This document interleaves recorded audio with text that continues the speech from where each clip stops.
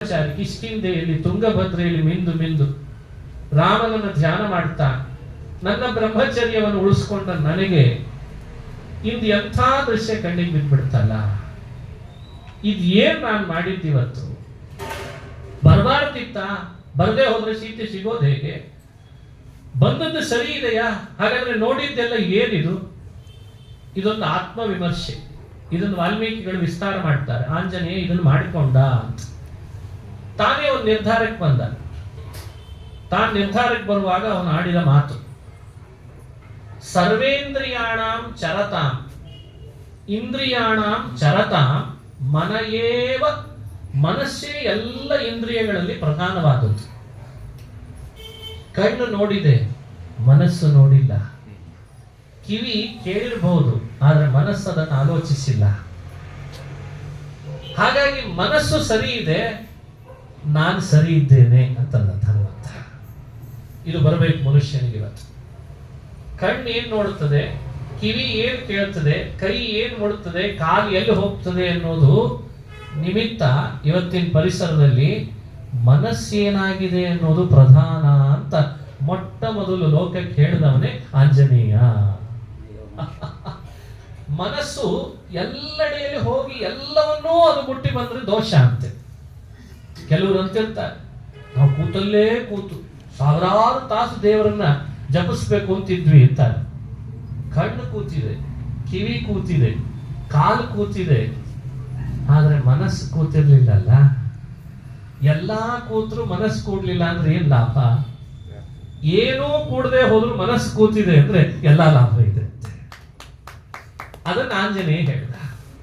ನನ್ನ ಎಲ್ಲಾ ಇಂದ್ರಿಯಗಳು ಹರಿದಾಡಿರ್ಬೋದು, ಆದ್ರೆ ನನ್ನ ಮನಸ್ಸು ಮಾತ್ರ ಎಲ್ಲೂ ಹರಿದಾಡಿಲ್ಲ.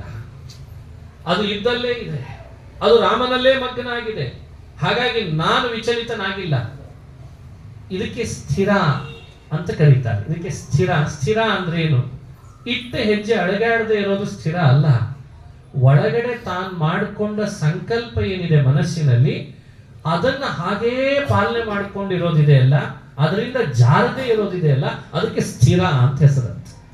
ಸ್ಥಿರೋನುಭಾವ ಏವಮೇ ಅಂತ. ಸ್ಥಿರ ಅನುಭವ. ನಾನು ಮನಸ್ಸಿನಲ್ಲಿ ಒಂದು ಏನಾದ್ರೂ ಸಂಕಲ್ಪ ಮಾಡ್ಕೊಂಡಿದ್ದೇನೆ ಅಂದ್ರೆ ಎಂದೂ ಅದರಿಂದ ನಾನು ಜಾರಲ್ಲ. ನಾವು ಮಾಡ್ತೇವ ಹೀಗೆ? ನಾವು ಇಟ್ಕೊಂಡಿದ್ದೇವ ಈ ತರಹ?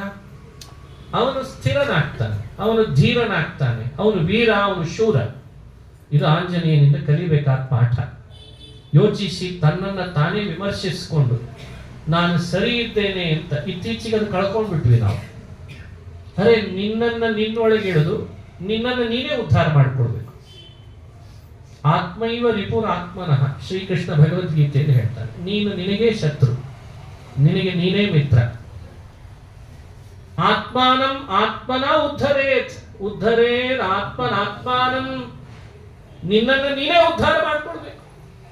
ನೀನೇ ನಿನ್ನೊಳಗಿರೋ ದೋಷಗಳನ್ನು ಎಣಿಸಿ, ನೀನೇ ನಿನ್ನೊಳಗಿರೋ ಗುಣಗಳನ್ನು ತಿಳಿದು, ನಿನ್ನ ಅರ್ಹತೆಯನ್ನು ಅರ್ಥ ಮಾಡಿಕೊಂಡು, ನೀನೇ ಅದನ್ನು ಹೊರಗೆ ಹಾಕಿ, ನೀನೇ ಒಳಗೆ ತಗೊಂಡು, ಇದನ್ನೇ ಇನ್ನೊಂದು ಅರ್ಥದಲ್ಲಿ ಪ್ರತ್ಯಾಹಾರ ಅನ್ನೋ ಹೆಸರಿನಲ್ಲಿ, ಯಮ ನಿಯಮ ಅನ್ನೋ ಹೆಸರುಗಳಲ್ಲಿ ಜಗತ್ತಿಗೆ ಅನುಸಂಧಾನ ಮಾಡಿಸ್ತಾರೆ ಹಿರಿಯ. ಇದೇ ಯೋಗ. ಮನುಷ್ಯ ಎಲ್ಲ ಜೊತೆಗೆ ಪರಿಸರದೊಳಗೆ ಇದ್ರೂ ತನ್ನ ಮನಸ್ಸನ್ನು ತಾನು ಸ್ಥಿರವಾಗಿ ಇಟ್ಕೊಳ್ತಾನಲ್ಲ, ಅದೇ ಯೋಗ. ಇದು ದೊಡ್ಡ ಶಕ್ತಿ, ಕೌಶಲ. ಇದನ್ನು ಆಂಜನೇಯ ಜಗತ್ತಿಗೆ ಸಾರಿದ. ನಾನು ಸರಿ ಇದ್ದೇನೆ, ನಾನು ತಪ್ಪು ಮಾಡಿಲ್ಲ, ಮುಂದೆ ನಾನು ಮಾಡಬೇಕಾದ ಕಾರ್ಯಕ್ಕೆ ಈ ಆಲೋಚನೆ ಕುಂಠಿತಗೊಳಿಸಬಾರ್ದು ನನ್ನನ್ನು ಅಂತ. ಒಬ್ಬ ವ್ಯಕ್ತಿ ಒಂದ್ಯಾವುದೋ ಒಂದು ಘಟನೆಯಿಂದ ತನ್ನನ್ನು ಕುಗ್ಗಿಸ್ಕೊಂಡ್ಬಿಟ್ಟ ಅಂದ್ರೆ ನಾಳೆ ಒಂದು ದೊಡ್ಡ ಕೆಲಸ ಮಾಡುವ ಅರ್ಹತೆ ಇರ್ತದೆ, ಅಲ್ಲಿಗೆ ಅವನು ಬಿದ್ದೋಗ್ಬಿಡ್ತಾನೆ. ಹಂಗಾಗ್ಬಾರ್ದು. ಅದನ್ನು ಆಂಜನೇಯ ಅಂದೇ ಹೇಳ್ಕೊಟ್ಟ. ಮುಂದೆ ಸೀತೆಯನ್ನು ಹುಡುಕ್ಬೇಕಾದದ್ದಿದೆ, ಮಾತಾಡಿಸ್ಬೇಕಾದದ್ದಿದೆ, ಪುನಃ ಸಮುದ್ರ ಹಾರಿ ರಾಮನ ಹತ್ರ ಬರ್ಬೇಕಿದ್ದಿದೆ, ಕಪಿಗಳ ಜೊತೆಗೆ ಸೇರ್ಕೊಂಡು ಸೇತುವೆ ಕಟ್ಟಬೇಕಾದ ಕೆಲಸಗಳಿವೆ, ರಾಕ್ಷಸರ ಸಂಹಾರ ಮಾಡಬೇಕಿದೆ, ಸಮಾಜದಲ್ಲಿ ಸ್ಥಿರವಾದ ರಾಜ್ಯ ತಂದು ಕೊಡಬೇಕಿದೆ. ಇದೆಲ್ಲ ನನ್ನ ಸ್ವಾಮಿ ಆಲೋಚನೆ ಮಾಡಿದ್ದಾನೆ. ನಾನೇನೋ ಒಂಚೂರು ಅಶ್ಲೀಲ ದೃಶ್ಯ ನೋಡಿದೆ ಅಂತ ಜೀವನ ಇಡೀ ಇಲ್ಲೇ ಕೊರಗ್ತಾ ಕುತ್ಕೊಂಡ್ಬಿಟ್ರೆ ಅಷ್ಟು ದೊಡ್ಡ ಕೆಲಸ ಯಾರು ಮಾಡಬೇಕು? ಇದು ನಮ್ಮ ಜೀವನಕ್ಕೆ ಒಂದು ಪಾಠ. ಸರ್ಟನ್ ಏಜ್ ಇವತ್ತು ಮನುಷ್ಯ ಎಡುತ್ತಾನೆ, ಆದ್ರೆ ಅದು ಶಾಶ್ವತ ಅಲ್ಲ. ಅದೇ ಅವನಿಗೆ ಗುರಿ ಅಲ್ಲ, ಅದೇ ಅವನದಲ್ಲ. ಅವನ ಸ್ವಭಾವ ಬೇರೆ ಇದೆ. ಇದನ್ನು ಅರ್ಥೈಸ್ಕೊಂಡು, ಇದು ಟೀನೇಜೇ ಇರ್ಬೋದು, ಇದು ಟೀನೇಜ್ ಇರ್ಬೋದು ಅಥವಾ ಇನ್ಯಾವುದಾದ್ರೂ ಏಜ್ ಇರ್ಬೋದು, ಏಜ್ ಫ್ಯಾಕ್ಟ್ ಮುಖ್ಯ ಅಲ್ಲ. ಆದ್ರೆ ಮನುಷ್ಯ ಒಂದು ಕಡೆ ಎಡುತ್ತಾನೆ, ಜೀವನದಲ್ಲಿ ನೋಡಬಾರ್ದು ನೋಡ್ತಾನೆ, ಕೇಳಬಾರ್ದು ಕೇಳ್ತಾನೆ. ಅದನ್ನ ಶಾಶ್ವತ ದೊಡ್ಡ ತಪ್ಪು ಅಂತ ನಾವು ಯಾವತ್ತೂ ಅನ್ನಬಾರ್ದು. ಅದಕ್ಕೊಂದು ಪರಿಹಾರ ಇದೆ, ಅದಕ್ಕೆ ಆತ್ಮವಿಮರ್ಶೆ ಇದೆ, ಅದಕ್ಕೆ ಉದ್ಧಾರ ಆಗ್ಲಿಕ್ಕೆ ದಾರಿ ಇದೆ. ಇದನ್ನ ನೈತಿಕ ಶಿಕ್ಷಣ, ಅದಕ್ಕೆ ಬೇಕಾದ ವ್ಯವಸ್ಥೆ, ಅದಕ್ಕೆ ಬೇಕಾದಂತಹ ಮಾನಸಿಕವಾದ ದೃಢತೆ ಅದನ್ನು ತಂದುಕೊಡುವವರು ಬಹಳ ಮುಖ್ಯ ಆಗಿದ್ದಾರೆ ಇವತ್ತು. ಅನೇಕ ಯುವಕರು ಮಾನಸಿಕವಾಗಿ ಕುಗ್ಗುವಂತ ಆಗಬಾರ್ದು. ಇದಕ್ಕೆ ಆಂಜನೇಯನ ಈ ಕಥೆನೇ ನಿದರ್ಶನ. ನೀನ್ ಹೇಗಿದ್ದಿ, ನೀನ್ ಹೇಗ ಆಗಬಲ್ಲಿ, ಮೊದಲು ಏನಿದ್ದಿ, ಈಗಿಷ್ಟ ಆದೆಲ್ಲ, ಮುಂದೂ ಏನಾಗ್ಲಿಕ್ಕೆ ಅವಕಾಶ ಇದೆ, ಅದರಿಂದ ವಂಚಿತನಾಗಬೇಡ. ಆಂಜನೇಯ ತನ್ನನ್ನ ತಾನು ವಿಮರ್ಶಿಸಿಕೊಂಡ ಅಂತ ಹೇಳುವ ವಾಲ್ಮೀಕಿಗಳ ಈ ಮಾತು ನಮಗೆಲ್ಲ ಈ ಸಂದೇಶವನ್ನು ನೀಡುತ್ತದೆ. ಇದಕ್ಕೆ ನಮ್ಮ ಕಡೆ ಹೇಳೋದಿದೆ, ಶಾಸ್ತ್ರಗಳು ತಪ್ಪು ಮಾಡಬೇಡ ಅಂತ ಹೇಳೋದು ಕಡಿಮೆ ಅಂತೆ. ಆಕ್ಚುಲಿ ನಿಮಗೆ ಆ ತಪ್ಪು ಮಾಡಬೇಡ ಅನ್ನೋ ಮಾತುಗಳದ್ದೊಂದು ಪಟ್ಟಿ ಮಾಡಿರ್ಬೇಕಂದ್ರೆ ಅದು ಆ ಮಾತುಗಳ ಸಂಖ್ಯೆ ಕಡಿಮೆ ಇದೆ. ಆಕ್ಚುಲಿ ಅದು ಹೇಳೋದೇನು, ಹುಡುಕಿದಾಗ ನಂಗೆ ಸಿಕ್ಕದ್ದೇನು ಅಂದ್ರೆ, ಮಾಡಿದ ತಪ್ಪನ್ನ ಮತ್ತೆ ಮತ್ತೆ ಮಾಡಬೇಡ ಅನ್ನೋದು ಶಾಸ್ತ್ರದ ಮಹತ್ವ. ಒಂದೇನೋ ತಪ್ಪು ನಡೆದು ಹೋಗ್ತದೆ. ಎರಡನೇ ಅಂಶ ಅದ್ರದ್ದು ಕಳಕಳಿ ಏನು ಅಂದ್ರೆ, ಮತ್ತೆ ಮತ್ತೆ ಮಾಡಬೇಡ ಅನ್ನೋದು ಒಂದಾದ್ರೆ, ಈಗ ಯಾಕೆ ಮಾಡದೆ ಅನ್ನೋ ವಿಮರ್ಶೆ ಮಾಡಿ ಆ ತಪ್ಪಿಗೆ ಮತ್ತೆ ನೀನು ಹೋಗಬೇಡ, ಅದಕ್ಕೊಂದು ಉಪಾಯ ಹುಡುಕೋ ಅಂತ. ಇದು ಬಹಳ ಮಹತ್ತರವಾದ ಸಂಗತಿ. ಅದಕ್ಕೆ ಆತ್ಮವಿಮರ್ಶನ ಪುನಃ ಪುನಃ ಮನುಷ್ಯ ಮಾಡಿಕೊಳ್ಳಿ ಅಂತ ಭಾಗವತ ಧರ್ಮವಾಗಿ ಯಾಕೆ ಇದನ್ನು ಸೇರಿಸಿದ್ರು? ಮಾಡ್ಬೇಕಲ್ಲ ನಾವಿದನ್ನ. ಇದು ಆಂಜನೇಯ ಹೇಳ್ಕೊಡ್ತಾನೆ ಈ ಪಾಠ. ಆತ ಮುಂದುವರೆದು ಸೀತೆಯನ್ನ ಹುಡುಕೋದ್ರಲ್ಲಿ ಒಮ್ಮೆ ರಾವಣನ ಮನೆಗೆ ನುಗ್ಗಿಬಿಟ್ಟು ಹೊಂಡೋದ್ರನ್ನೇ ಸೀತೆ ಹೇಳ್ಕೊಂಡ ಅಂತ ರಾಮಾಯಣದಲ್ಲಿ ಒಂದು ಕಥೆ.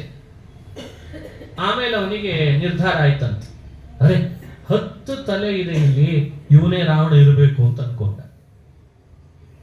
ಗಟ್ಟಿ ಆಲಿಂಗಿಸ್ಕೊಂಡು ಪುಟ್ಟ ಮಂಡೋದರಿ ಮಲಗಿದಾಳೆ. ಇವಳು ನಮ್ಮ ಸೀತಾಮಾತೆ ಆಗ್ಲಿಕ್ಕೆ ಸಾಧ್ಯ ಇಲ್ಲ, ಇದು 10 ತಲೆ ರಾವಣ, ಇಲ್ಲಿ ಹೆಂಗ್ ಬರ್ಲಿಕ್ಕೆ ಸಾಧ್ಯ ಸೀತೆ, ಹೀಗೆ ಕೊಡ್ತಾರೆ. ಹೀಗೆಲ್ಲ ಒಂದಿಷ್ಟು ಕಥೆಗಳು ಬರ್ತಾರೆ. ಇದನ್ನ ನೋಡಿ ಕೆಲವರಿಗೆ ಏನನ್ನಿಸ್ತು, ನಾವೇನ್ ಇವತ್ತು ಪೂಜಿಸ್ತಿದ್ದೇವೆ ಹನುಮಂತನನ್ನ, ಅವನಿಗೂ ಬುದ್ಧಿ ಕೆಟ್ಟಿತ್ತು ಅಂತ ಹೇಳಲಿಕ್ಕೆ ಶುರು ಮಾಡಿದ್ರು. ನೀವೇನ್ ಪೂಜಿಸ್ತೀರಿ ದಿನ ಹನುಮಪ್ಪನ? ನೋಡಿದ್ರಿ ಇಲ್ಲ, ಮಂಡೋದರಿ ಹೋಗಿ ಸೀತೆ ತಿಳ್ಕೊಂಡಿದ್ದು, ಎಷ್ಟು ಭ್ರಮೆ ಬಂದಿತ್ತು ಅವನಿಗೆ. ವಾಲ್ಮೀಕಿ ರಾಮಾಯಣವನ್ನ ಈ ಘಟ್ಟದಲ್ಲಿ ಓದಿದವರಿಗೆ ಸಹಜವಾಗಿ ಬರೋ ಸಂಶಯ, ಹನುಮಂತನಿಗೆ ಭ್ರಮೆ, ಹನುಮಂತನಿಗೆ ಅಜ್ಞಾನ, ಹನುಮಂತನಿಗೆ ಭಯಪಟ್ಟದ್ದು. ರಾವಣನಿಗೆ ಭಯಪಟ್ಟು ಸಣ್ಣ ರೂಪ ತಗೊಂಡಿದ್ದಂತೆ, ಗೊತ್ತಾದ್ರೆ ಶಿಕ್ಷೆ ಹಾಕ್ಬಿಡ್ತಾನೆ ಅಂತ. ಅದಕ್ಕೆ ಹನುಮಂತನಿಗೆ ಭಯ, ಭ್ರಮೆ, ಅಜ್ಞಾನ ಎಲ್ಲ ನಮ್ಮ ಹಾಗೆ ಅವನಿಗೂ ಇದೆ ಅಂತನೋ ಹಾಗೆ ಇಂಟರ್ಪ್ರಿಟೇಟ್ ಮಾಡ್ತಾರೆ. ಅದಕ್ಕೆ ವಿವರಣೆ ಕೊಡ್ತಾರೆ. ಭಯ ಇಲ್ಲ, ಅಜ್ಞಾನ ಇಲ್ಲ. ಮತ್ತೇನು ಹಾಗಾದ್ರೆ? ದೌತ್ಯದ ಪ್ರಭೇದ ಅಂತ, ದೌತ್ಯದ ವಿಶೇಷತೆ. ಒಬ್ಬ ದೂತನಾಗಿ ಬಂದವನು ಎಷ್ಟು ಶಾರ್ಪ್ ಆಗಿ ಕೆಲಸ ಮಾಡಬೇಕು, ಎಷ್ಟು ಅದ್ಭುತವಾಗಿ ಕೆಲಸ ಮಾಡಬೇಕು ಅಂತ ತೋರಿಸಿದ ಪದ್ಧತಿ ಅದೇ ಹೊರತು ಅವನಿಗೆ ಭಯ ಇದೆ ಅಂತ ತಿಳ್ಕೊಳ್ಬೇಡ್ರಿ. ನೋಡಿ, ಇದು ಬಿಸ್ಕೆಟ್ ಆಗ್ತದೆ. ಈಗ ನಾವೆಲ್ಲ ಈ ದೌತ್ಯದ ಕೆಲಸದ ಬಗ್ಗೆ ಯೋಚಿಸಿಲ್ಲ. ಅದನ್ನು ಯೋಚಿಸಿದ್ರೆ ನಮಗೆ ಅರ್ಥ ಆಗ್ತದೆ. ಒಬ್ಬ ದೂತನಾದವನು ಅವನ ಸ್ತರಕ್ಕೆ ಅವನು ಹೇಗೆ ಕೆಲಸ ಮಾಡಬೇಕು, ಎಷ್ಟು ಮಾತಾಡಬೇಕು, ಅವನ ವೇಷ ಹೇಗಿರಬೇಕು, ಈಗೆಲ್ಲ ಅದು ಏಜೆನ್ಸಿ ಲೆಕ್ಕ ಆಗಿದ್ದಕ್ಕೆ ನಮಗೆ ಸಮಸ್ಯೆ ಬಂದಿದೆ ಅಂತ ಅನ್ಕೊಂಡ್ರಿ. ಈಗ ಏನಿದ್ರು ಕಂಪ್ನಿಗಳೆಲ್ಲ ಏನ್ ಮಾಡ್ತಾವೆ, ಏಜೆನ್ಸಿ ವಹಿಸ್ಬಿಡ್ತಾರೆ. ನಮ್ದೆಲ್ಲ ಸೆಕ್ಯೂರಿಟಿ ವ್ಯವಸ್ಥೆ ಎಲ್ಲ ನಿಮ್ಗೆ ಏಜೆನ್ಸಿ ಇಯರ್ಲಿ ಇಷ್ಟು ಕೊಟ್ಬಿಡ್ತೀವಿ, ನೀವು ನೋಡ್ಕೊಂಡ್ಬಿಡ್ರಿ ಅಂತ ನೋಡ್ತಾರೆ. ಇದು ತಾನೇ ನಡೀತಾ ಇರೋದು. ಈಗ ನಮ್ಗೆ ಗೊತ್ತೇ ಆಗಲ್ಲ, ಅವ್ರದ್ದೇ ಆದ ರೂಲ್ಸ್ ರೆಗ್ಯುಲೇಷನ್ಸ್, ಅದರಲ್ಲಿ ಇದು ಪ್ರಮುಖವಾದ ಅಂಶಗಳಿದ್ದಾವೆ. ಹಾಗೆ ಆಂಜನೇಯ ಒಬ್ಬ ದೂತ, ಅವನ ಕೆಲಸ ಹೇಗ್ ಮಾಡಬೇಕು ಅದನ್ನು ಅವನು ಚೆನ್ನಾಗಿ ಅರ್ತಿದ್ದ. ಅದಕ್ಕೆ ಆತ ಹುಡುಕೋದು ಅಂದ್ರೆ ನೇರವಾಗಿ ಸೀತೆ ಎಲ್ಲಿದ್ದಾಳೆ, ಅಶೋಕವನದಲ್ಲಿ ಶಿಂಶುಪ ವೃಕ್ಷ, ಅಲ್ಲೇ ಹಾರಿ ಹೋಗ್ಲಿಕ್ಕೆ ಬರ್ತಿತ್ತು ಅವನಿಗೆ. ಅದೇ ಸಮುದ್ರ ಹಾರಿದವನಿಗೆ ಒಂದು ಮರ ಹಾರಿ ಕೆಳಗೆ ನಿಲ್ಲಿಗೆ ಬರ್ತಿರ್ಲಿಲ್ಲ. ಅದೇ 100 ಯೋಜನೆ ಸಮುದ್ರ ಹಾರಿದವನಿಗೆ ಸಂಪಾತಿ ಬೇರೆ ಹೇಳೇ ಬಿಟ್ಟಿದೆ ಮೊದಲೇನೆ, ನೋಡ್ರಿ ಶಿಂಶುಪ ವೃಕ್ಷದ ಅಡಿಯಲ್ಲಿ ಅಶೋಕ ವನದಲ್ಲೇನೆ ಸೀತೆ ಇದ್ದಾಳೆ. ಅವನು ಹೇಳಿದ್ದೇನು ಸುಳ್ಳ? ಅಷ್ಟು ರಿಪೋರ್ಟ್ ಮಾಡಿದೆ ಆ ಪಾಪ ಅವನು ರಿಪೋರ್ಟರ್. ಇವಾಗೆಲ್ಲ ರಿಪೋರ್ಟ್ ಮಾಡಿರ್ತಾರೆ ಕಳ್ಳ ಇಲ್ಲೇ ಇದ್ದಾನೆ ಅಂತ. ಪೊಲೀಸರಿಗೆ ಗೊತ್ತಿರಲ್ಲ ಅಷ್ಟೇ, ನಮಗೆಲ್ಲ ಗೊತ್ತಿರ್ತದೆ, ನಮಗೆಲ್ಲ ಚೆನ್ನಾಗಿ ಕಾಣಿಸ್ತಿರ್ತದೆ. ಯಾಕೆ ಟ್ರೇಸ್ ಮಾಡ್ತಿರ್ತಾರೆ ಎಲ್ಲ ಮೀಡಿಯಾದವರು. ಕಾರ್ ಇಲ್ಲಿ ಹೋಗ್ತಾ ಇದೆ, ನಂಬರ್ ಪ್ಲೇಟ್ ಇಲ್ಲಿದೆ, ಒಳಗೆ ಇದ್ದಾನೆ. ಆದ್ರೆ ಪೊಲೀಸರಿಗೆ ಗೊತ್ತಾಗಲ್ಲ, ಯಾಕೆ ಅವ್ರಿಗೆ ಆರ್ಡರ್ ಬಂದಿಲ್ಲ. ಅವರು ಮೊಬೈಲ್ ಅಲ್ಲಿ ನೋಡ್ತಿರ್ತಾರೆ. ಈಗ ಇಲ್ಲೇ ಇದ್ದಾನೆ, ಆದ್ರೆ ನಿಮಗೆ ಸ್ಟೇಟ್ಮೆಂಟ್ ಮಾತ್ರ ನಮಗೆ ಗೊತ್ತೇ ಇಲ್ಲ. ಕರ್ತವ್ಯ ಪರರಾದವರು ಎಲ್ಲೂ ಗೊತ್ತಾಗ್ಲಿಲ್ಲ ಅಂದ್ರೆ ನಾವೇನ್ ಮಾಡೋಣ ಅಂತ ಕೈ ಎತ್ತು ಬಿಡ್ತಾರೆ. ಇದೊಂದು ವ್ಯವಸ್ಥೆ ಹಂಗೆ. ಅದು ನಾವು ನೋಡಿ ಖುಷಿ ಪಡ್ಬೇಕಲ್ಲ, ಏನ್ ಮಾಡ್ಲಿಕ್ಕೆ ಆಗಲ್ಲ ಅಂತ ಹೇಳಿ ಖುಷಿ ಪಡ್ಬೇಕಂತ. ಇವರು ದೌತ್ಯದಲ್ಲಿ ವಿಶೇಷತೆ ಎನ್ನುವುದನ್ನ ಮೆರಿತಾನೆ ಆಂಜನೇಯ. ಎಲ್ಲ ಗೊತ್ತಿದೆ, ಇವರೇ ಇಷ್ಟು ಗೊತ್ತಿದ್ರು ಏನೋ ಮಾಡ್ಲಿಕ್ಕೆ ಆಗಲ್ಲ, ಕೈ ಕಟ್ಟಿ ಕೊಡ್ತಾರೋ ಇಲ್ಲ ಪೊಲೀಸರು. ಯಾಕೆ? ಮೇಲ್ನ ಅಧಿಕಾರಿ ಇನ್ನು ಹೇಳಿಲ್ಲ. ಇವರಿಗೆ ಇಷ್ಟು ನಿಯತ್ತಿದೆ ನೋಡ್ರಿ, ಪುಣ್ಯಕ್ಕಷ್ಟ ಇಷ್ಟು ನಿಯತ್ತಿದೆ ಅಂತ ಖುಷಿ ಪಡ್ರಿ. ಯಾಕೆಂದ್ರೆ ಮೇಲಿನ ಅಧಿಕಾರಿ ಹೇಳದ್ ಹೊತ್ತು ನಾವು ಆಕ್ಷನ್ ತಗೊಳ್ಳೋದಿಲ್ಲ ಅನ್ನೋ ನಿಯತ್ತದಲ್ಲ, ಅದಕ್ಕೆ ಅವ್ರಿಗೊಂದು ಸನ್ಮಾನ ಮಾಡಿ. ಪೊಲೀಸರು ನೀವು ಹಿಡಿತಾರೋ ಕಳ್ಳರನ್ನ ಜೈಲಿಗೆ ಹಾಕ್ತಾರೋ ಅದು ಆಮೇಲೆ ನೋಡೋಣ ಅಂತ. ಈ ನಿಯತ್ತಿಗೆ ಎಷ್ಟು ಬೆಲೆ ಇದೆ ಅಲ್ಲ, ಇದನ್ನೇ ಆಂಜನೇಯ ಜಗತ್ತಿಗೆ ತೋರಿಸಿದ. ನನ್ನ ಮೇಲಧಿಕಾರಿ ನನಗೆ ಆರ್ಡರ್ ಪಾಸ್ ಮಾಡಿಲ್ಲ, ಹಾಗಾಗಿ ನಾನು ಇಲ್ಲೇ ಸುತ್ತಬೇಕೀಗ. ಸುತ್ತುತ್ತೇನೆ, ನಾನು ಇಲ್ಲೇ ರೌಂಡ್ಸ್ ಮಾಡ್ತೇನೆ. ಇವತ್ತು ರಾತ್ರಿ ಒಳಗೆ ಇಷ್ಟು ರೌಂಡ್ಸ್ ಮಾಡಿದ ಮೇಲೆ ಒಂದ್ಸಲಿ ಆರ್ಡರ್ ಪಾಸ್ ಮಾಡ್ತಾನೆ. ಸಾಕಾಯ್ತು ಹನುಮಂತ, ನಿಂಗೆ ಆರ್ಡರ್ ಪಾಸ್ ಮಾಡಿದ್ದೇನೆ, ಹೋಗಿ ಸೀತೆ ಹತ್ರ. ಆವಾಗ ಹೋಗ್ತಾನೆ. ಅದಕ್ಕೆ ಮಂತ್ರ ಇದು ನೋಡಿ, ಇದನ್ನೆಲ್ಲ ಹೇಳುವಾಗ ಮಧ್ವಾಚಾರ್ಯ ಅಂತಾರೆ, ಎಷ್ಟು ರಾಮನ ಮನಸ್ಸಿನೊಳಗಿದೆ ಅಷ್ಟು ವಿಷಯಗಳ ಪೂರ್ಣ ಈ ಕೆಲಸದ ಬಗ್ಗೆ ವಿತೌಟ್ ನೆಟ್ವರ್ಕ್ ಹನುಮಂತನಿಗೆ ಆ ವಿಷಯಗಳೆಲ್ಲ ಟ್ರಾನ್ಸ್ಫರ್ ಆಗ್ತಿತ್ತಂತೆ. ಅದನ್ನ ಎಷ್ಟು ಚೆನ್ನಾಗಿ ಅವರು ವ್ಯವಸ್ಥೆ ಹೇಳ್ತಾರೆ. ಇಲ್ಲಿ ಇಬ್ಬರಿಗೆ, ಒಂದು ಸೀತೆ, ಇನ್ನೊಂದು ಆಂಜನೇಯ. ಸೀತೆಗೂ ನೆಟ್ವರ್ಕ್ ಪಾಸ್ ಆಗಿದೆ, ಆಂಜನೇಯನಿಗೂ ನೆಟ್ವರ್ಕ್ ಪಾಸ್ ಆಗಿದೆ. ಆದ್ರೆ ನಮಗ್ ಮಾತ್ರ ಅದು ಪಾಸ್ ಆಗಿಲ್ಲ. ಅದಕ್ಕೆ ನೋಡೋರಿಗೆ ಹಿಂಗ್ಯಾಕ್ ಮಾಡ್ತಿದ್ದಾನೆ ಆಂಜನೇಯ ಅಂತ ಅನಿಸ್ಬೇಕಂತ. ಇಲ್ಲದೆ ಇದ್ರೆ ನಮಗೆ ಕುತೂಹಲ ಕಡಿಮೆ ಆಗಿಬಿಡ್ತದಲ್ಲ, ಅದಕ್ಕೆ ಹಂಗೆ ನಾಟಕ ಮಾಡ್ಬೇಕಂತ. ಯದ್ಯಪೇತನ್ ಅಪಶ್ಯಂತಿ ನಿಶಾಚರ ಗಣಾಸ್ತುತೆ ದ್ವಿಲೋಕಚಾರಿಣ ಸರ್ವೇ ಪಶ್ಯಂತ್ ಋಷಯೇವ ಚ ತೇಷಾಂ ವಿಡಂಬನಾಯೈವ ಅಂತ ವ್ಯಾಖ್ಯಾನ ಮಾಡ್ತಾರೆ ಭಗವತ್ಪಾದ. ತೇಷಾಂ ವಿಡಂಬನಾಯೈವ ಕೃತ್ವಾ ಕಾರ್ಯಮಿದಂ ಸರ್ವಂ ವಿಶಂಕಃ ಪವನಾತ್ಮಜಃ ಆತ್ಮಾವಿಷ್ಕರಣೆ ಚಿತ್ತಂ ಚಕ್ರೆ ಮತಿಮತಾಂ ವರಹ. ಆ ಒಂದೊಂದು ಶಬ್ದಗಳನ್ನ ಚೆನ್ನಾಗಿ ಆಲೋಚನೆ ಮಾಡಬೇಕು. ವಿಶಂಕಃ, ವಿಡಂಬನಾಯ, ಮತಿಮತಾಂ ವರಹ. 10 ಸಲಿ ಈ ಪದಗಳನ್ನು ಹೇಳಿದ್ರೆ ಎಲ್ಲೋ ಒಂದ್ಸಲಿ ದೇವರ ಸೇವಕರಾದ ನಮಗೂ ಒಂಚೂರು ಆ ಕೆಲಸ ಮಾಡೋ ಭಾಗ್ಯ ಕೊಡ್ತಾರಂತ. ನಾನ್ ಮಾಡ್ತಿರೋ ಕೆಲಸದೊಳಗೆ ಸಂಶಯ ಇಲ್ಲ ಅಂತ. ವಿಶಂಕ ಪವನಾತ್ಮಜ. ಆ ವಿಶಂಕ ಶಬ್ದದ ಅರ್ಥ ಏನು? ಇವಳು ಸೀತೆನಾ ಅಥವಾ ಇವಳು ಮಂಡೋದರಿನಾ? ಸೀತೆ ಅಲ್ಲ, ಮಂಡೋದರಿ. ಹಿಂಗೆಲ್ಲ ಸಂಶಯ ಪಡೋ ಜಾಯಮಾನನೇ ಎಲ್ಲ ಒಂದು. ಆದ್ರೆ ಆಕ್ಟಿಂಗ್ ಮಾತ್ರ ಪರ್ಫೆಕ್ಟ್ ಆಗಿ ಮಾಡಿದ್ದಾರೆ. ಅವನಿಗೆ ಗೊತ್ತು ಇವಳು ಸೀತೆ ಅಲ್ಲ ಅಂತ. ಆದ್ರೆ ಸೀತೆನೇ ಅಂತನ್ನುವ ಸಂಶಯ ಪಡೋ ಆಕ್ಟಿಂಗ್ ಮಾತ್ರ ರಿಹರ್ಸಲ್ ಮಾಡದೆ ಮಾಡ್ತಾನೆ. ಪ್ರಾಕ್ಟೀಸ್ ಮಾಡಿ ಮಾಡಿ ಮಾಡುವವರೆಗೂ ಸರಿಯಾಗಿ ಬರ್ತಿರಲ್ಲ. ಈಗ ಹಂಗಿದೆ ಅಲ್ವಾ? ಸ್ಟೆಂಟ್ ಮಾಸ್ಟರ್ ಬೇರೆ, ಕಾಸ್ಟ್ಯೂಮ್ ಡಿಸೈನರ್ ಬೇರೆ, ಡ್ಯಾನ್ಸ್ ಹೇಳ್ಕೊಡೋನು ಬೇರೆ, ಡೈಲಾಗ್ ಪ್ರೋಗ್ರೆಸ್ ಮತ್ ಮಾಡಿಸೋನು ಬೇರೆ. ಇವು ಏನೂ ಬೇಡ, ಹಂಗೆ ಒಬ್ಬ ಭೂಮಿಯಲ್ಲಿ ಮಾಡ್ತಾನೆ ಅಂದ್ರೆ ಅದು ಆಂಜನೇಯ ಅಂತೆ. ಅದಕ್ಕೆ ಆತ್ಮಾವಿಷ ನೋಡಿ, ಅವರ ತೇಷಾಂ ವಿಡಂಬನಾಯೈವ ದೈತ್ಯಾನಾಂ ವಂಚನಾಯ ಚ. ಎಂಥ ಅದ್ಭುತವಾದ ಮಾತುಗಳು. ಅದ್ಭುತವಾಗಿ ಮಾಡಿದ. ಗೊತ್ತಿದ್ರು ಗೊತ್ತಿಲ್ಲದವನಂತೆ ನಟಿಸಿದ. ಇವಳಲ್ಲ ಅಂತ. ಯಾಕೆ? ಆ ರೀತಿ ಭಗವಂತ ಆದೇಶ ಮಾಡಿದಾನೆ, ಮಾಡ್ತೇನೆ ಅಷ್ಟೇ. ಅದು ಭ್ರಮೆ ಅಲ್ಲ, ಅಜ್ಞಾನ ಅಲ್ಲ ಅಂತಂದ್ರೆ ಈ ಮಾತುಗಳನ್ನು ನಿರ್ಧಾರ ಮಾಡಿ ಅಲ್ಲಿಗೆ ಬಂದ. ಸೀತೆಯ ಬಳಿಗೆ ಬಂದು ನಮಸ್ಕಾರ ಮಾಡಿದ ಆಂಜನೇಯ. ಭಕ್ತಿಯಿಂದ ನಮಸ್ಕಾರ ಮಾಡಿ ಹೇಳಬೇಕಾದ ಸಂದೇಶ ಹೇಳಿ, ಅವಳಿಂದ ತಿಳಿಬೇಕಾದದನ್ನು ತಿಳಿದು, ಕೊಡಬೇಕಾದ ಉಂಗುರವನ್ನು ಕೊಟ್ಟು, ಅವಳಿಂದ ಚೂಡಾಮಣಿಯನ್ನು ಪಡೆದು ಸೀತೆಯನ್ನು ನಮಸ್ಕರಿಸಿ ಪುನಃ ಆಂಜನೇಯನ ಮನಸ್ಸಿನೊಳಗೆ ಏನ್ ಬಂತು, ಇಷ್ಟೊತ್ತು ತನಕ ನಾನು ಅವಳೊಟ್ಟಿಗೆ ಮಾತಾಡಿದ್ದು ಯಾರು ನೋಡ್ಲಿಲ್ಲ, ಎಲ್ಲರೂ ಮಲಗಿಬಿಟ್ಟಿದ್ದಾರೆ. ಎಲ್ಲರೂ ಮಲಗಿದಾಗ ಅವ್ರು ನೋಡ್ಲಿಕ್ಕೆ ಸಾಧ್ಯ.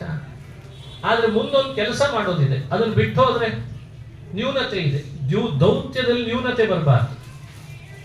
ಅದಕ್ಕೆ ಏನ್ ಮಾಡಿದ, ಆತ್ಮಾವಿಷ್ಕರಣೆ ಚಿತ್ತ. ಇಷ್ಟೋ ತನಕ ನಡಿಬೇಕಾದ ಕೆಲಸ ಶಾಂತವಾಗಿ ನಡೆದಿದೆ. ಆದ್ರೆ ಇನ್ನು ಹಾಗಲ್ಲ ಅಂತ ಶಾಂತತೆ ಕಾಪಾಡಿದ್ದ. ಎಲ್ಲಿವರೆಗೂ, ಅವಳನ್ನು ಭೇಟಿಯಾಗಿ ಮಾತಾಡಿಸುವವರೆಗೂ.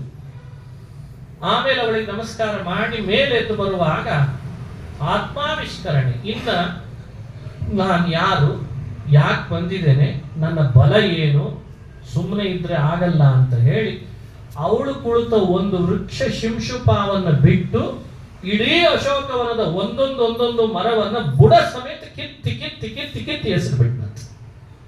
ಒಂದು ಮರ ಇಲ್ಲ, ಸೀತೆ ಕುಳಿತು ಒಂದು ಮರ ಮಾತ್ರ ಬಿಟ್ಟಿದ್ದಂತೆ. ಸುದ್ದಿ ಹೋಯ್ತು, ಯಾವುದೋ ಕೋತಿ ಬಂದಿದೆ, ಹಾರಿ ಬಂದ್ಬಿಟ್ಟಿದೆ, ಸಮುದ್ರ ಹಾರಿ ಅಶೋಕವನ ಎಲ್ಲ ಕೆಡಿಸ್ತಾ ಇದೆ.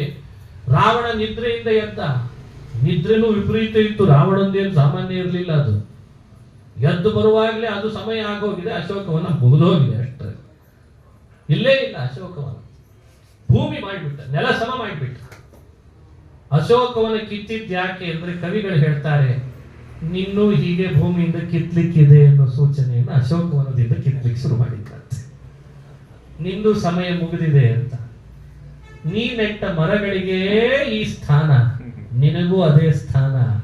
ರಾಕ್ಷಸರನ್ನ ಯಾಕೆ ಕೊಂದ, ನೀ ಬೆಳೆಸಿದ ರಾಕ್ಷಸರಂತೆ ನಿನ್ನನ್ನೂ ಇಲ್ಲ ಅನಿಸ್ತೇನೆ ಅಂತ ಅವರನ್ನು ಕೊಂದ. ರಾಕ್ಷಸರ ಸಂಹಾರ ಆಯ್ತು. ಜೊತೆ ಎಷ್ಟು ರಾಕ್ಷಸರು, ಅಶೀತಿ ಕೋಟಿಯೂಥಪಂ ಪುರಸ್ಸರಾಷ್ಟ್ರಕಾಯುತಂ ಅನೇಕ ಹೇತಿ ಸಂಕುಲಂ ಕಪೀಂದ್ರಮಾವೃಣೋದ್ಬಲಂ ಸಮಾವೃತಸ್ತಥಾಯುಧೈ ಸತಾಡಿತಶ್ಚ ತೈರ್ವೃಷಂ ಅಂತ. ಅಶೀತಿ ಕೋಟಿ ಯೂಥಪಂ ಪುರಸ್ಸರಾಷ್ಟ್ರಕಾಯುತಂ, ಇಷ್ಟು ಕೋಟಿ ಕೋಟಿ ಸಂಖ್ಯೆಯಲ್ಲಿ ರಾಕ್ಷಸರು ಸೇನಾಧಿಪತಿಗಳು ಬಂದು ಯುದ್ಧ ಮಾಡ್ತಾ ಬಂದ್ರೆ ಯಾಕೆ ಯುದ್ಧ ಮಾಡಬೇಕು ಹನುಮಂತ? ಅದಕ್ಕೆ ಹೇಳ್ತಾರೆ ಆಚಾರ್ಯರು, ಏನ್ ಆಯುಧ ಇಲ್ಲ ಕೈಯಲ್ಲಿ, ಅವ್ರು ಎಸೆದದ್ದೇ ಅವ್ರ ಮೇಲೆ ಎಸಿತಿದ್ದಂತೆ, ಅವ್ರು ಹಾಕಿದ್ದೆ ಅವ್ರ ಮೇಲೆ ಹಾಕ್ತಿದ್ದ. ಮರ ಹಾಕಿದ್ರೆ ಮರ ಅವ್ರ ಮೇಲೆ ಬೀಳ್ಬೇಕು, ಮತ್ತೆ ಇನ್ಯಾರ ಮೇಲೂ ಅಲ್ಲದು. ಒಬ್ಬ ಮರ ಎಸೆದ್ರೆ ಆ ಮರ ಅವ್ರ ಮೇಲೆ ಬೀಳಬೇಕು, ಖಡ್ಗೆ ಎಸೆದ್ರೆ ಖಡ್ಗೆ ಬೀಳಬೇಕು, ತ್ರಿಶೂಲ ಎಸೆದ್ರೆ ತ್ರಿಶೂಲ ಬೀಳಬೇಕು, ಬಾಣ ಎಸೆದ್ರೆ ಬಾಣ ಬೀಳಬೇಕು. ಇದು ಪೌರುಷ. ಏನೂ ಕೈಯಲ್ಲಿ ಇಲ್ಲದೆ ಹೋದ್ರು ಎಲ್ಲರನ್ನ ಕೊಲ್ತಾ ಇದ್ದಾನೆ. ಅಂಗೈಯಿಂದ ಥಳಿಸಿದ, ಎಷ್ಟೋ ರಾಕ್ಷಸರು ಸತ್ತು. ಎಡಗೈ ಥಳಿಸಿದ, ಕಾಲಿಟ್ಟ, ರಾಕ್ಷಸರು ಸಾಯ್ತಿದ್ದಾರೆ ಸಾಯ್ತಿದ್ದಾರೆ, ಇರುವೆ ಸತ್ತಾಗಿ ಸಾಯ್ತಿದ್ದಾರೆ. ಹೋಗ್ತಿದೆ ರಾವಣನ ಹತ್ರ ರಿಪೋರ್ಟು. ಅನಿಸ್ಲಿಕ್ಕೆ ಶುರು ಆಗ್ಬೇಕಲ್ಲ, ಯಾಕಾದ್ರೂ ಸೀತೆಯನ್ನು ಕರ್ಕೊಂಡು ಬಂದು ಮೆಲ್ಲನೆ ಶುರು ಆಗ್ಬೇಕಲ್ಲ. ನೋಡಿ, ಇದು ಒಬ್ಬ ದೂತನಾಗಿ ದೊಡ್ಡ ವ್ಯಕ್ತಿ, ಸಮಾಜದಲ್ಲಿ ಪ್ರತಿಷ್ಠಿತನಾದವನು ಮಾಡಿದ ಅಪರಾಧಕ್ಕೆ ಶಿಕ್ಷೆ ಹ್ಯಾಕ್ ಕೊಡಬೇಕು ಅನ್ನೋದನ್ನ ರಾಮ ಹನುಮಂತನನ್ನು ಕಳಿಸಿ ಜಗತ್ತಿಗೆ ತೋರಿಸಿದ್ದಂತೆ. ಒಬ್ಳು ಸೀತೆಯನ್ನ ಆಂಜನೇಯನೇ ಅಂತಾನೆ, ಸೀತೆ ಬಂದ್ಬಿಡು ನನ್ನ ಹೆಗಲ ಮೇಲೆ ಕೂಡು ಅಂತೆ. ಇದೇ ಹೆಗಲ ಮೇಲೆ ರಾಮ ಲಕ್ಷ್ಮಣರನ್ನ ಹೊತ್ತು ತಂದಿದ್ದೇನೆ, ನಿನ್ನನ್ನು ಹೊತ್ತು ತಂದು ಅದೇ ರಾಮನ ಹತ್ರ ಸೇರಿಸೋದು ನನಗೆ ಬಹಳ ಹೊತ್ತಿಲ್ಲ, ಬಂದುಬಿಡು ಕೂತು ಬಿಡು ಅಂತಂದಂತೆ. ಸೀತೆ ಹೇಳ್ತಾಳೆ, ನನ್ನ ಪ್ರಭು ರಾಮಚಂದ್ರ ಏನು ಅಂತ ನನಗೆ ಗೊತ್ತು, ನಾನು ಬರಲ್ಲ ಅನ್ನಂತ. ಇವೆಲ್ಲ ಮಾತು ತುಂಬಾ ವಿಸ್ತಾರವಾಗಿದೆ. ಅಂದ್ರೆ ಸೀತೆಗೆ ರಾಮನ ಪೌರುಷ ಏನು ಅಂತ ಜಗತ್ತಿಗೆ ತಿಳಿಸ್ಬೇಕಿದೆ. ಇಂಥ ತಪ್ಪಿಗೆ ಶಿಕ್ಷೆ ಎಷ್ಟು ಘೋರ ಇರ್ತದೆ ಅಂತ ರಾವಣನಿಗೆ ಹಾಕ್ಸೋದ್ರ ಮೂಲಕ ಸಮಾಜಕ್ಕೆ ಅರ್ಥ ಮಾಡಿಸ್ಬೇಕಿದೆ. ಅದಕ್ಕೆ ಆಂಜನೇಯ ಸೀತೆ ಬರಲ್ಲ ಅಂತ ಗೊತ್ತಿದ್ರೂ ಕೂಡ ಸೀತೆ ಎಷ್ಟು ರಾಮನ ಬಗ್ಗೆ ಇಟ್ಕೊಂಡಿದ್ದಾಳೆ ಭಾವ ಅನ್ನೋದು ಲೋಕಕ್ಕೆ ವ್ಯಕ್ತಪಡಿಸ್ಬೇಕಿದೆ. ಅದಕ್ಕೆ ಆತ ಕೇಳೋದನ್ನು ಬಿಡ್ಲಿಲ್ಲಂತೆ. ಬಂದು ಬಿಡು, ಈಗಲೇ ಎತ್ಕೊಂಡು ಹೋಗ್ಬಿಡುತ್ತೇನೆ ಅಂತ ಒಬ್ಬ ದೂತನಾಗಿ ಕೇಳಬೇಕಾದದ್ದನ್ನು ಇವನು ಕೇಳ್ತಾನೆ. ರಾಮನ್ ಪತ್ನಿಯಾಗಿ ಅವಳು ಹೇಳಬೇಕಾದದ್ದನ್ನು ಹೇಳ್ತಾಳೆ. ಅದಕ್ಕೆ ತಾದೃಕ್ಚೇಷ್ಟಾ ಸಮೇತಾಯ ಅಂಗುಲೀಯ ಮದಾತ್ತತಃ ಸೀತಾಯ ಯಾನಿ ಚೈವಾಸನ್ನ ಕೃತೆ ಸ್ಥಾನಿ ಸರ್ವಶಃ. ರಾಮನ ಮನಸ್ಸೇನು, ರಾಮನ ವ್ಯಕ್ತಿತ್ವ ಏನಾಗಬೇಕಿದೆ ಮುಂದೆ, ಪೌರುಷ ಎಂಥದ್ದು, ಲೋಕಕ್ಕೆ ನ್ಯಾಯ ಅನ್ಯಾಯಗಳ ವಿರುದ್ಧ ಹೋರಾಟ ನಡೆದ್ರೆ ನ್ಯಾಯಕ್ಕೆ ಅಂತ ಹೇಳಿ ಹೇಗೆ ಬೆಲೆ ಸಿಗ್ತದೆ, ಇವೆಲ್ಲ ಲೋಕಕ್ಕೆ ತೋರಿಸೋದು ಹೇಗೆ? ಅದಕ್ಕೆ ಸೀತೆ ಇಲ್ಲ ನಾನು ಬರಲ್ಲ ಅಂತ. ಅದಕ್ಕೆ ಹನುಮಂತ ತನ್ನನ್ನು ವ್ಯಕ್ತಪಡಿಸುವಾಗ ರಾಕ್ಷಸರನ್ನ ಕೊಂದು ಮರಗಳನ್ನೆಲ್ಲ ಥಳಿಸಿ ಅವುಗಳನ್ನು ಬುಡ ಸಮೇತ ಕಿಚ್ಚಾಕಿ ಹೋಯ್ತು. ರಾವಣನ ಹತ್ರ ಸುದ್ದಿ, ಏನ ಕಪಿ ಸಿಗ್ತಿಲ್ಲ ಕೈಗೆ, ಎಷ್ಟು ಹೊಡೆದ್ರು ಹೊಡೆತ ತಿಂತ ಇಲ್ಲ, ಗಾಯ ಸುಧ ಆಗ್ತಾ ಇಲ್ಲ, ಕೂದಲು ಅಡಗಾಡಿಸ್ಲಿಕ್ಕೆ ಆಗ್ತಿಲ್ಲ ನಮಗೆ ಏನಂತ ಒಬ್ಬ ರಾಕ್ಷಸ ಬಂದು. ಯಾವ ಕೂದಲು? ಅವನು ಬೆಳಗ್ ನಿಂತಿದ್ನಲ್ಲ, ಪಾದದ ಮುಂಭಾಗದಲ್ಲಿ ಒಂದು ಕೂದಲು ಅಡಗಾಡಿಸ್ಲಿಕ್ಕೆ ಆಗ್ತಿರ್ಲಿಲ್ಲ ಹನುಮಂತನ. ಅದಕ್ಕೆ ಆಚಾರ್ಯ ಅಂತಾರೆ, ಏನು ನಿಂತ ಹನುಮಂತನ ರೂಪ ಮುಗಿಲತ್ರ ನಿಂತುಕೊಂಡ್ರೆ ಅವನಿಟ್ಟ ಕಾಲಿನ ಮೇಲ್ಭಾಗದಲ್ಲಿ ಬೆಳೆದ ಕೂದಲು ಹಿಡಿಗಲಿಕ್ಕೆ ಆಗ್ತಿಲ್ಲ ಅಂತ. ಅದನ್ನ ಚುಚ್ಚಿದ್ರಂತೆ. ಏನ್ ಮಾಡಿದ್ರು ಆಗ್ತಿಲ್ಲ ನಮಗೆ. ಇಂದ್ರಜಿತ್ ಬಂದ, ಮೇಘನಾಥ ಬಂದ, ಮಂಡೋದರಿಯ ಮಗ ಮೊದಲು ಮೇಘನಾಥ ಬಂದ ಅಂತಾರೆ. ಸಮಂಡ ಮಧ್ಯಗಾಸುತಂ, ಸಮಂಡ ಮಧ್ಯಗಾಸುತಂ, ಮಂಡೋದರಿಯ ಮಗ ಅನ್ನುವಾಗ ಭಗವತ್ಪಾದರ ಪ್ರಯೋಗ ನೋಡ್ರಿ ಹೇಗಿದೆ. ಸಮಂಡ ಮಧ್ಯಗಾಸುತಂ, ಆ ಪದಕ್ಕೊಂದು ಅರ್ಥ ಇದೆ ಅಲ್ಲೆಲ್ಲ. ಬಂದ, ನನ್ನ ಕಳಿಸು, ಅದ್ಯಾವ ಕಪಿ ನಾನು ನೋಡಿ ಬಂದ್ಬಿಡ್ತೇನೆ, ನಾನು ಕೊಲ್ತೇನೆ ಅವನನ್ನ, ನೀನೇನು ವ್ಯಥೆ ಪಡಬೇಡ, ನಾನು ಕೊಂದು ಬರ್ತೇನೆ. ರಾವಣ ನೀನು ಬರಬೇಡ, ಅಪ್ಪ ನೀನು ಬರಬೇಡ ಅಂದ. ಜಯವಾಗ್ಲಿ ಅಂತ ಅವನನ್ನು ಕೊಟ್ಟು ಕಳಿಸಿದ. ಕೊಟ್ಟು ಕಳಿಸಿದ್ರೆ ರಾವಣನಿಗೆ ಖಾತ್ರಿ, ನನ್ನ ಮಗ ನಾನೇ ಅಂತ ಅವನಿಗೆ ಖಾತ್ರಿ. ನಾನು ಬೇರೆ ಅಲ್ಲ, ನನ್ನ ಮಗ ನಾನೇ, ನನ್ನ ಮಗ. ಆತ್ಮಾವೈ ಪುತ್ರ ಅಂತದ್ದು ಇಲ್ಲಿ ವೇದದಲ್ಲಿ. ಹಂಗೆ ನನ್ನ ಮಗ ಅಂದ್ರೆ ನನ್ನ ಸರಿ ಸಮಾನ ಬಲ. ನಾನು ಹೋದ್ರೆ ಯಾವ ರೀತಿ ಶತ್ರುಗಳನ್ನು ಪರಾಜಯಗೊಳಿಸಬಲ್ಲೆ, ಹಂಗೆ ನನ್ನ ಮಗ ಮಾಡ್ತಾನೆ ಅಂತ ನೋಡಿ. ಇದರಲ್ಲೆಲ್ಲ ಕಾನ್ಫಿಡೆನ್ಸ್ ಬಹಳ ರಾವಣನಿಗೆ. ಹಾಗಾಗಿ ಅವನು ಹೋಗ್ತಾನೆ, ಕೊಲ್ತಾನೆ, ಬರ್ತಾನೆ ಅಂತ ಕಳಿಸಿದ. ಭಾರಿ ವಿಶ್ವಾಸ ಇಟ್ಟು ಕಳಿಸಿದ. ಆದ್ರೆ ಏನ್ ಮಾಡೋದು? ಆಂಜನೇಯ ಬಹಳ ಹೊತ್ತು ಯುದ್ಧ ಮಾಡಿದ್ದಲ್ಲ, ಅವನ ಜೊತೆಗೆ ಸ್ವಲ್ಪ ಹೊತ್ತು ಮಾಡಿದ, ನೆಪ ಮಾಡಿದ. ಮೇಲಿಂದ ಒಮ್ಮೆ ಬಗ್ಗಿ ಅಕ್ಷಕುಮಾರನ ಕಾಲಿಗೆ ಕೈ ಹಾಕಿ ಎತ್ತಿದ್ನಂತೆ. ನೀನ್ ಯಾವ ತೃಣ ನನ್ನ ಮುಂದೆ ಅಂತ. ಅವನನ್ನು ತಿರುಗಿಸಿದ, ಚಕ್ರ ತಿರುಗಿಸಿದಾಗ ಕೈಯಲ್ಲಿ ತಿರುಗಿಸಿ ತಿರುಗಿಸಿ ತಿರುಗಿಸಿ ತಲೆ ತಿರುಗಿ ಹಾಗೆ ಮಾಡಿ ಕೊನೆಗೆ ಅಪ್ಪಳಿಸಿದ್ನಂತೆ ನೆಲದ ಮೇಲೆ. ಈ ವಿಷಯ ಎಲ್ಲ ವಿಡಿಯೋ ಟೆಲಿಕಾಸ್ಟ್ ಆಗ್ತಾ ಇತ್ತು ರಾವಣನಿಗೆ.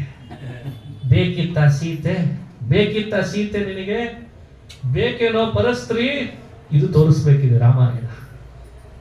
ಸೀತೆ ಅನ್ನೋದಕ್ಕೆ ಹಡದ ಮಗನನ್ನ ಕಣ್ಣು ಮುಂದೆ ಪೂರ್ಣ ನೆಲಕ್ಕೆ ಅಪ್ಪಳಿಸಿದ್ರೆ 2 ಹೋಳಾಯ್ತಂತೆ. ತಲೆ ಕಾಲಿಟ್ಟು ಒಸಿಕ್ ಬಿಡ್ತಾನೆ. ಸಚಕ್ರವದ್ಭ್ರಮಾತುರಂ ನಿಧಾಯ ರಾವಣಾತ್ಮಜಂ ಅಪೋಥಯದ್ಧರಾತಲೆ ಕ್ಷಣೇನ ಮಾರುತೀತನು ವಿಚೂರ್ಣಿತೆ ಧರಾತಲೆ ನಿಜೇ ಸುತೆ ಸರಾವಣ. ಅಳಬೇಕಾ ಮಗ ಸತ್ತೋದ ಅಂತ, ಬಂದಿದೆ ಕಪಿ ಅವನನ್ನು ಎದುರಿಸ್ಬೇಕಾ, ಹೋದ್ರೆ ನನ್ನೆಲ್ಲ ಮುಗಿಸಿ ಬಿಡ್ತಾನೋ ಅಂತ ಭಯ ಪಡ್ಬೇಕಾ, ಸಿಂಹಾಸನ ಗಟ್ಟಿ ಉಳಿಸ್ಕೊಳ್ಬೇಕಾ, ಸೀತೆಯನ್ನು ಕೊಟ್ಟು ಕಳಿಸ್ತೇನಪ್ಪ ಅಂತ ಕಾಲು ಹಿಡಿಬೇಕಾ? ಏನ್ ಮಾಡ್ಬೇಕು ಹೇಳಿ? ಏನ್ ಮಾಡ್ಬೇಕು? ಈ ದೃಶ್ಯ ಒಬ್ಬ ಹಡದ ಮಗನನ್ನ ಎದುರುಗಡೆಯಲ್ಲಿ ನೆಲಕ್ಕೆ ಹಾಕಿ ತುಳಿದ್ರೆ ರಾವಣ ಏನಾಗಿರ್ಬೇಡ. ಅದಕ್ಕೆ ಅಷ್ಟು ಅದ್ಭುತವಾಗಿ ವರ್ಣಿಸುವಾಗಂತಾರೆ, ರಾವಣನಿಗೆ ಕ್ಷಣಕ್ಕೆ ಮೈ ಬೆವರಬೇಕು, ಬೆವರಬೇಕು, ಬೆವರಬೇಕು, ಹೃದಯ ನಡಗಬೇಕು, ಕಂಗಾಲಾಗಬೇಕು. ಯಾಕಾದ್ರೂ ಸೀತೆಯನ್ನು ಎತ್ಕೊಂಡು ಬಂದಪ್ಪ, ಅರೇ ಇದೊಂದು ಬೆಂಕಿ ಆದಾಗ ಆಗ್ಬಿಡ್ತಲ್ಲೋ ನನಗೆ. ಸೀತೆ, ಆಸೆ ಪಡ್ತೀಯಾ? ಪರಸ್ತ್ರೀ ಬೇಕಾ ನಿನಗೆ? ಇದು ಯೋಚನೆ. ಇದು ರಾವಣನ ಕಥೆನ ನಮ್ಮ ಕಥೆನ ಕೇಳ ನೋಡೋಣ. ಸುಂದರಕಾಂಡದ ಎಕ್ಸ್ಪ್ಲನೇಷನ್, ಮನುಷ್ಯ ತಾನ್ ಮಾಡುವ ತಪ್ಪಿಗೆ ಪದೇ ಪದೇ ಹೆದರಿ ಅವನ್ ಮತ್ತ ಆ ತಪ್ಪಿನ ಹೆಜ್ಜೆ ಇಡದೇ ಇರ್ಲಿಕ್ಕೆ ಸುಂದರಕಾಂಡ ಮಾಡಿದ್ದಂತೆ. ಬದುಕು ಯಾವಾಗ ಚೆನ್ನಾಗಿರ್ತದೆ? ತಪ್ಪು ಮಾಡ್ಲಿಕ್ಕೆ ಸದಾ ಹೆದರ್ತಿದ್ದ ಅಂದ್ರೆ ಅವ ಚೆನ್ನಾಗಿದ್ದಾನೆ ಅಂತ ಅರ್ಥ ಬದುಕಿನಲ್ಲಿ. ಈಗ ಹಂಗಲ್ಲ, ತಪ್ಪು ಮಾಡ್ಲಿಕ್ಕೆ ಸವಲತ್ತು ಜಾಸ್ತಿ. ಈಗ ಜೈಲಿಗೆ ಹೋಗಿ ಬಂದ್ರ ನಾಳೆ ನಿಮ್ಮನ್ನ ಮಾಲೆ ಹಾಕೊಂಡು ಕರ್ಕೊಂಡ್ ಬಂದ್ಬಿಡ್ತೀವಿ ನಾವು. ನಮ್ದೊಂದು ಫ್ಯಾನ್ಸ್ ಇದ್ದಾರೆ, ಹೋಗುವಾಗ ಹೇಳಿ ಹೋಗಿರ್ತಾರೆ, ನಮಗೂ ಗೊತ್ತು ಕಾಯ್ದೆ ಕಾನೂನು ಹೆಂಗಿದೆ ಅಂತ, ಯಾರನ್ನ ಎಲ್ಲೇನ್ ಮಾತಾಡಿಸ್ಬೇಕು. ಎಷ್ಟು ಧೈರ್ಯ ನೋಡ್ರಿ, ತಪ್ಪು ಮಾಡಿದವನಿಗೆ ಧೈರ್ಯ ಜಾಸ್ತಿ. ಪ್ರಾಮಾಣಿಕನಾಗಿ ಲಂಚ ತಗೊಳ್ಳದೆ ನಿಯತ್ತಾಗಿ ಕೆಲಸ ಮಾಡಿ ತಂದೇನೋ ತಾನೇನೋ ದೇವರು ಅಂತ ಮಾಡ್ಕೊಂಡಿರೋನಿಗೆ ಭಯ ಜಾಸ್ತಿ. ಇದು ಆಡಳಿತದ ವ್ಯವಸ್ಥೆ. ಯಾರಿಗೆ ಭಯ, ಯಾರಿಗೆ ಧೈರ್ಯ ಅನ್ನೋದೇ ವ್ಯತ್ಯಾಸ ಆಗಿಬಿಟ್ಟಿದೆ ಅಲ್ಲ. ಅದನ್ನು ತೋರಿಸ್ಬೇಕಿತ್ತು ಆಂಜನೇಯ. ಜಗದ್ರಕ್ಷಕನಾದವನು ರಾಮಚಂದ್ರ. ನೀತಿ, ನಿಯತ್ತು, ನ್ಯಾಯ, ಕಾಯ್ದೆ, ಕಾನೂನಿಗೆ ಬದ್ಧನಾಗಿರೋನು ರಾಮಚಂದ್ರ. ಅವನ ಪತ್ನಿಯನ್ನೇ ಹೀಗೆ ನೀನು ಅಪಹರಿಸಿಕೊಂಡು ಹೋಗ್ತಿ ಅಂದ್ರೆ ಇನ್ನೆಲ್ಲ ಉಳಿದವರ ಪತ್ನಿಯರನ್ನು ಏನೆಲ್ಲ ಮಾಡ್ಲಿಕ್ಕಿಲ್ಲ. ನೀನು ನಿನ್ನಂಥವನನ್ನ ಸುಮ್ಮನೆ ಬಿಟ್ರೆ ಇನ್ನೇನೆಲ್ಲ ಅನಾಹುತ ಆಗ್ಲಿಕ್ಕಿಲ್ಲ ಸಮಾಜದಲ್ಲಿ. ತೋರಿಸ್ತೇನೆ ನಿನಗೆ ಅಂದ್ರೆ ಆಂಜನೇಯನಾಗಿ ಬಂದು ನೆಟ್ಟ ಮರ ಬೆಳೆಸಿದ ರಾಕ್ಷಸನು ಹಡದ ಮಗ ಹೋದ. ಈಗಲಾದ್ರೂ ಬುದ್ಧಿ ಬರ್ತದ ಅಂತ ಇಂದ್ರಜಿತ್ ಬಂದು, ಅವನು ಹೋದ್ರೆ ಏನಂತೆ, ನೀನು ವ್ಯಥೆ ಪಡಬೇಡ, ನಾನಿದ್ದೇನೆ ಈ ಸಮಯಕ್ಕೆ. ಈತಬ್ಬ ಬಂತು. ಅವನೊಂದು ಗಂಧರ್ವ ಕನ್ಯೆ, ಎಲ್ಲಿ ಹುಟ್ಟಿದಂಥವನು, ಯಾರು, ಇಂದ್ರಜಿತ್. ಆಂಜನೇಯ ಅವನ ಜೊತೆಗೆ ಯುದ್ಧ ಮಾಡಬೇಕಾಯ್ತು. ಅವನ ಬುದ್ಧಿಯಲ್ಲಿ ಮೊದಲೇ ತಂದುಕೊಂಡಿದ್ದ, ಅಕ್ಷುಕುಮಾರನನ್ನೇ ಕೊಂದಿದ್ದಾನೆ ಅಂದ್ರೆ ಏನಿರಬೇಡ, ಅವನ ಕಪಿ, ಸಾಮಾನ್ಯ ಅಸ್ತ್ರ ಬೇಡ ಇವನಿಗೆ, ಬ್ರಹ್ಮಾಸ್ತ್ರನೇ ಸರಿ ಅಂತ. ಬ್ರಹ್ಮಾಸ್ತ್ರ ಉಪಯೋಗಿಸ್ಬಿಟ್ರೆ ಸರಿ, ಬೇರೆ ಅಸ್ತ್ರ ಆದ್ರೆ ಬೇರೆ ರೀತಿ ಆಗ್ತದೆ.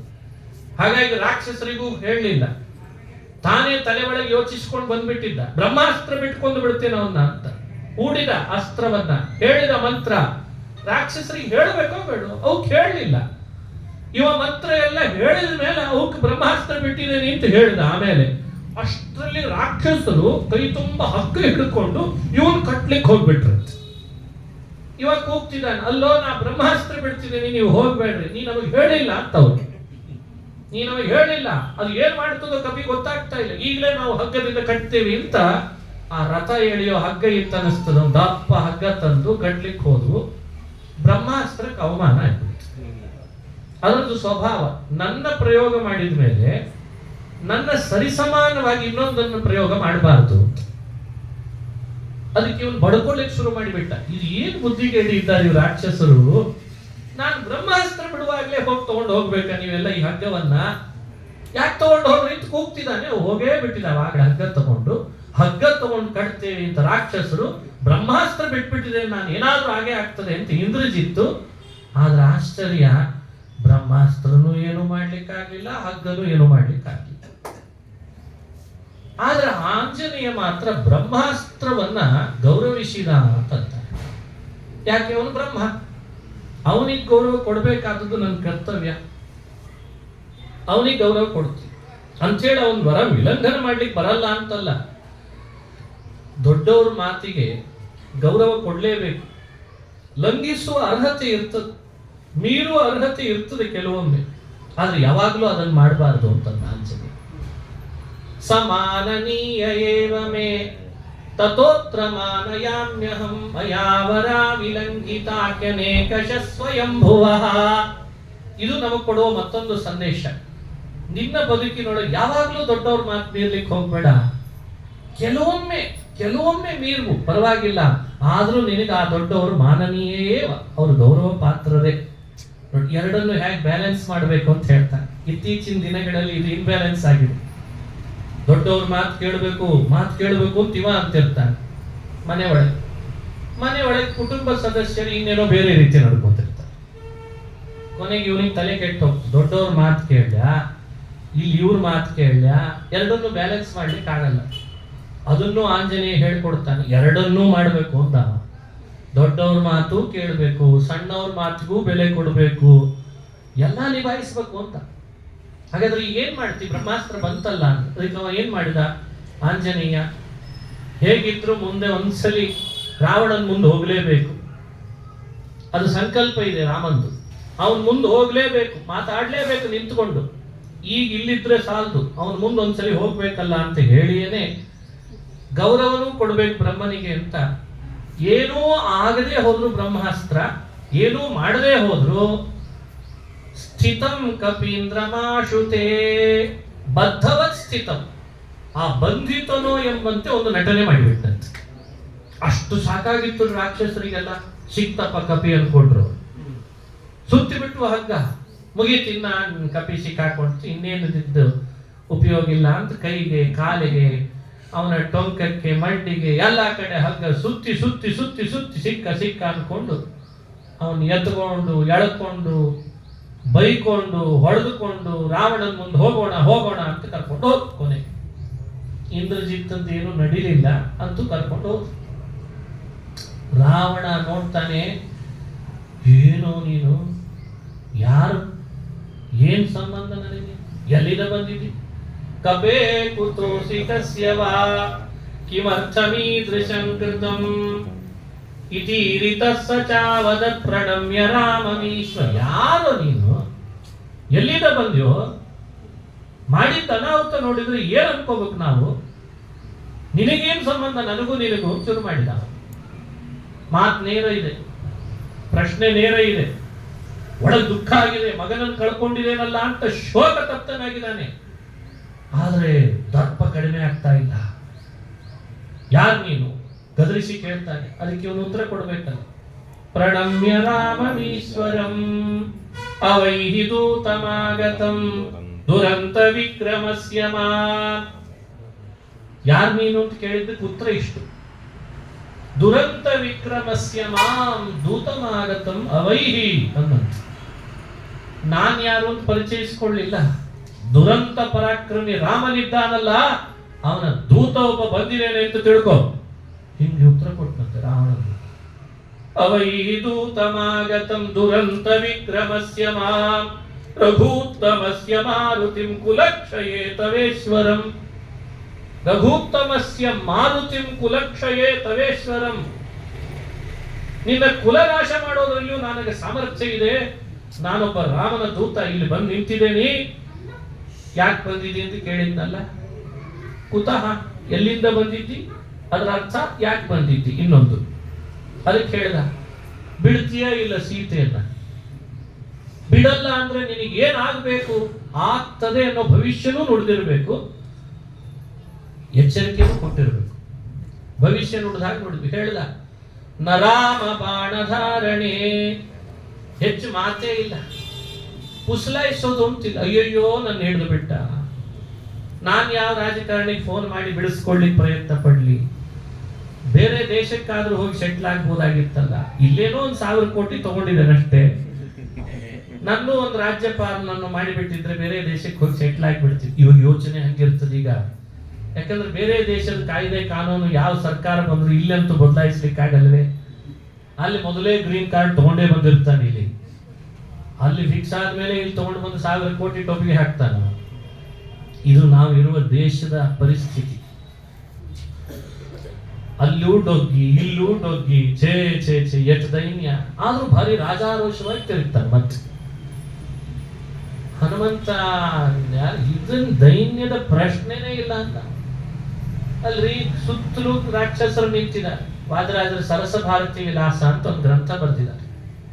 ಅಲ್ಲಿ ಒಂದು ಮಾತು ಹೇಳ್ತಾರೆ, ಹನುಮಂತ ಇಷ್ಟು ದೊಡ್ಡ ಪರಾಕ್ರಮ ಅಂತಲಿಕ್ಕೆ, ಇಷ್ಟು ದೊಡ್ಡ ಪರಾಕ್ರಮ ಅನ್ಲಿಕ್ಕೆ ಬೇರೆ ಬೇಡ.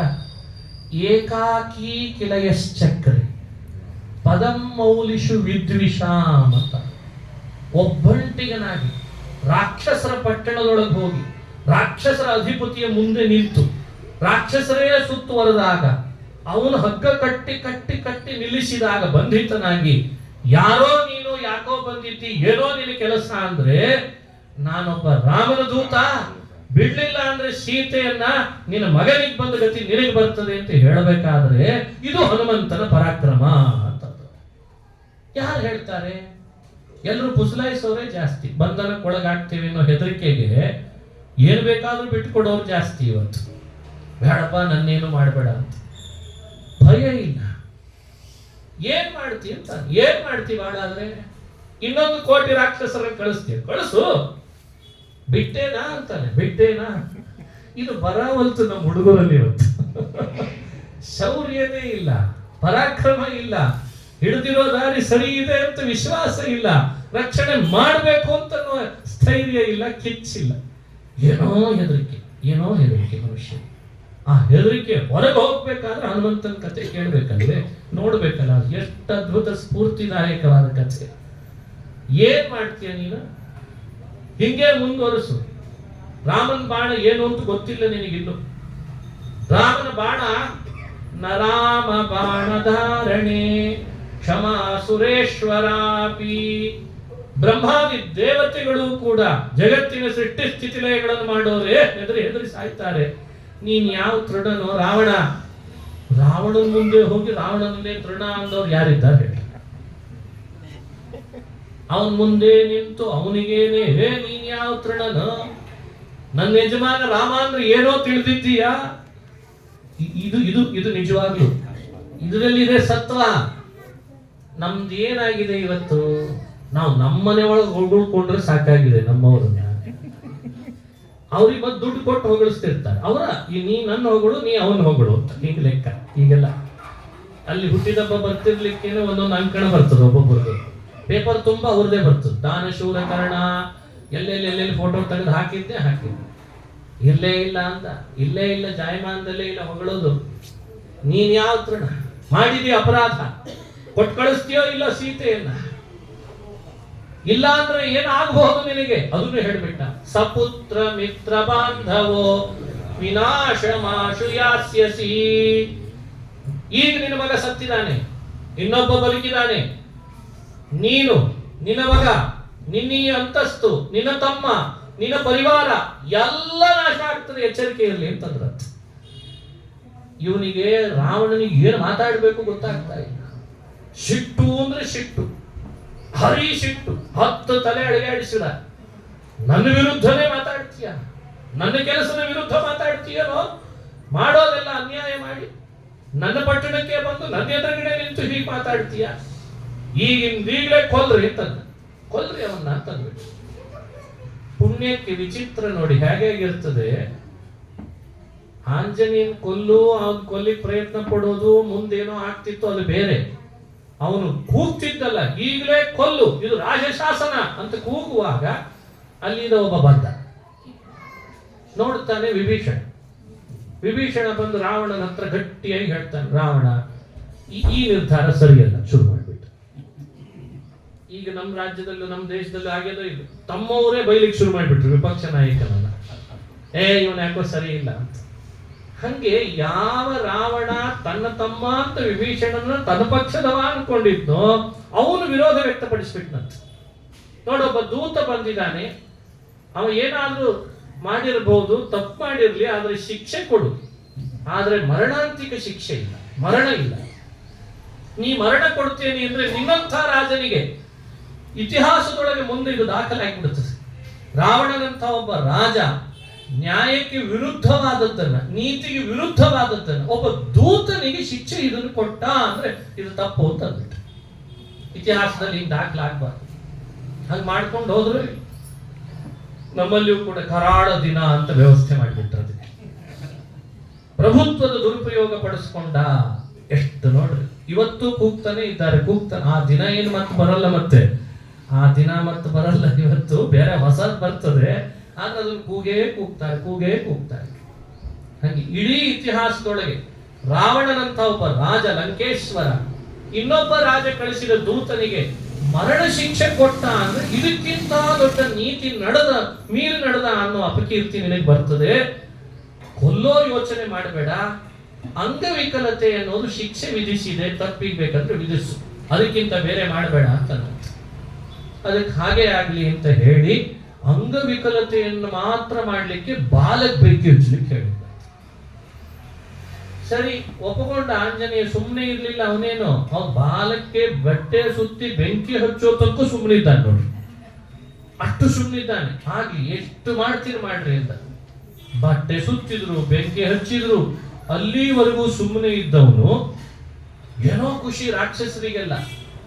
ಬೆಂಕಿ ಹಚ್ಚಿದ್ವಿ ಸುಡುತ್ತದೆ ನೋಡಿ, ಈಗ ಹೆಂಗಂತದೆ ಅಂತ. ಕೆಲವ್ರಿಗೆ ಹಂಗೆ ಬೆಂಕಿ ಹಚ್ಚೋದ್ರಲ್ಲಿ ಭಾರಿ ಪ್ರಬಲರಿಗೆಲ್ಲ ಸಂಬಂಧನೇ ಇರಲ್ಲ, ಅವರಿಗೂ ಇವ್ರ ಸಂಬಂಧ ಇಲ್ಲ, ಇವ್ರಿಗೂ ಅವ್ರ ಸಂಬಂಧ ಇಲ್ಲ. ಒಂದು ಫೇಕ್ ಅಕೌಂಟ್ ಓಪನ್ ಮಾಡಿಬಿಡ್ತಾರೆ.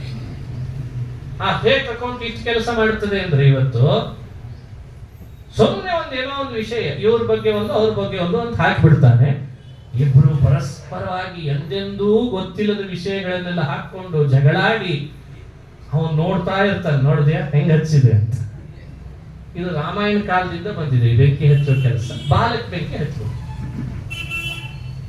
ಹಚ್ಚೋದ್ರಲ್ಲಿ ಭಾರಿ ಪ್ರವೀಣ ರಾವಣ.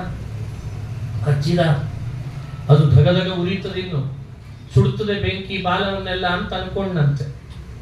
ಏನ್ ಮಾಡೋಣ, ಬೆಂಕಿಯೂ ನನ್ನ ಸ್ನೇಹಿತ ಅಂತ ರಾವಣನಿಗೆ ಗೊತ್ತಿಲ್ಲ ಅಂತ ಆಂಜನೇಯ. ಗಾಳಿ ಇಲ್ಲದೆ ಬೆಂಕಿ ಉರಿದುದ್ದೆಲ್ಲಿದೆ ಹೇಳ್ರಿ ನೋಡೋಣ. ಗಾಳಿ ಬೇಕಲ್ವೇ ಬೆಂಕಿಗೆ? ಅದಕ್ಕೆ ಆಂಜನೇಯನ ಬಾಲಕ್ಕೆ ಹಚ್ಚಿದ ಬೆಂಕಿ ಆಂಜನೇಯನು ಸುಡಲ್ಲ. ಅಂದ್ರೆ ಹಚ್ಚಿದ ಮೇಲೆ ಸುಡದೇ ಇದ್ರೆ ಅದಕ್ಕೆ ಪ್ರಯೋಜನ ಇಲ್ಲ. ಈಗ ಹಚ್ಚಿ ಆಗಿದೆ, ಏನಾದ್ರೂ ಸುಡದೆ ಹೋದ್ರೆ ಪ್ರಯೋಜನ ಇಲ್ಲ. ಅದಕ್ಕೆ ಆಂಜನೇಯನೇ ವಿಚಾರ ಮಾಡಿದ್ದಂತೆ, ನೀವೆಲ್ಲ ಕಷ್ಟಪಟ್ಟು ಬೆಂಕಿ ಹಚ್ಚಿದ್ರಿ, ಏನೂ ಸುಡದೆ ಹೋದ್ರೆ ಅದಕ್ಕೆ ಲಾಭ ಇಲ್ಲ. ಹಚ್ಚಿದ ಬೆಂಕಿ ನನ್ನನ್ನಂತೂ ಸುಡಲ್ಲ, ಏನಾದ್ರೂ ಸುಟ್ಟೇ ತೀರ್ಬೇಕಲ್ಲ ಅಂತ ಆಂಜನೇಯ. ಸುಡ್ತೇನೆ, ನಾನೇ ಸುಡ್ತೇನೆ. ಏನ್ ಸುಡ್ತಾನೆ ಅಂತನ್ನೋ ಅಷ್ಟರಲ್ಲಿ ಅವರು ಕಟ್ಟಿದ ಹಗ್ಗವನ್ನೆಲ್ಲ ಛಿದ್ರ ಮಾಡಿಕೊಂಡು ಅಲ್ಲಿ ನೆಗೆದು ಹಾರಿದ ಮೇಲೆ ಅಲ್ಲಲ್ಲಿ ಬಂಗಾರದ ಪಟ್ಟಣ, ಎಲ್ಲೆಲ್ಲೆಲ್ಲಿ ಬಂಗಾರದ ಕವಚಗಳ ಹಾಕಿದ್ನಲ್ಲ ಪಟ್ಟಣಕ್ಕೆ, ಆ ಪಟ್ಟಣಕ್ಕೆಲ್ಲ ಹೋಗೋದು ಬೆಂಕಿ ಹಚ್ಚೋದು, ಹೋಗೋದು ಬೆಂಕಿ ಹಚ್ಚೋದು. ಬಂಗಾರ ಎಲ್ಲ ಸುಟ್ಟು ಕರಕಲಾಗಿ ವಿಶ್ವಕರ್ಮ ನಿರ್ಮಾಣ ಮಾಡಿದ ಪಟ್ಟಣವೇ ಬೆಂಕಿ ಹಚ್ಚಿ ಉಳಿದು ಹೋಗ್ಬಿಡ್ತು. ಆಯ್ತಾ? ಸೀತೆ ಬೇಕಾ ಅಂತಾರೆ ರಾವಣ. ಸೀತೆ ಬೇಕಾ? ಆಂಜನೇಯ ಮತ್ತೆ ಕೇಳಿ, ಸೀತೆ ಸಲುವಾಗಿ ಮಾಡಿದ್ದಿದೆಲ್ಲ. ಪಟ್ಟಣ ಸುಟ್ಟು, ಅಕ್ಷಕುಮಾರ ಸತ್ತ, ಇಂದ್ರಜಿತ್ ಏನಲ್ಲ ಅಂತ ಆಗ್ಬಿಟ್ಟ. ಆಕಾಶಕ್ಕೆ ಹಾರುವಾಗ ಎಲ್ಲ ಸುಟ್ಟು ಮೇಲೆ ಆಕಾಶದಿಂದ ಮತ್ತೆ ಸಮುದ್ರಕ್ಕೆ ಹಾರಿದ್ದ. ಒಂಚೂರು ಭಾಗ ಉಳಿದಿದ್ರೆ ಮತ್ತೆ ಅದನ್ನು ಸುಡಬೇಕು ಅಂತ.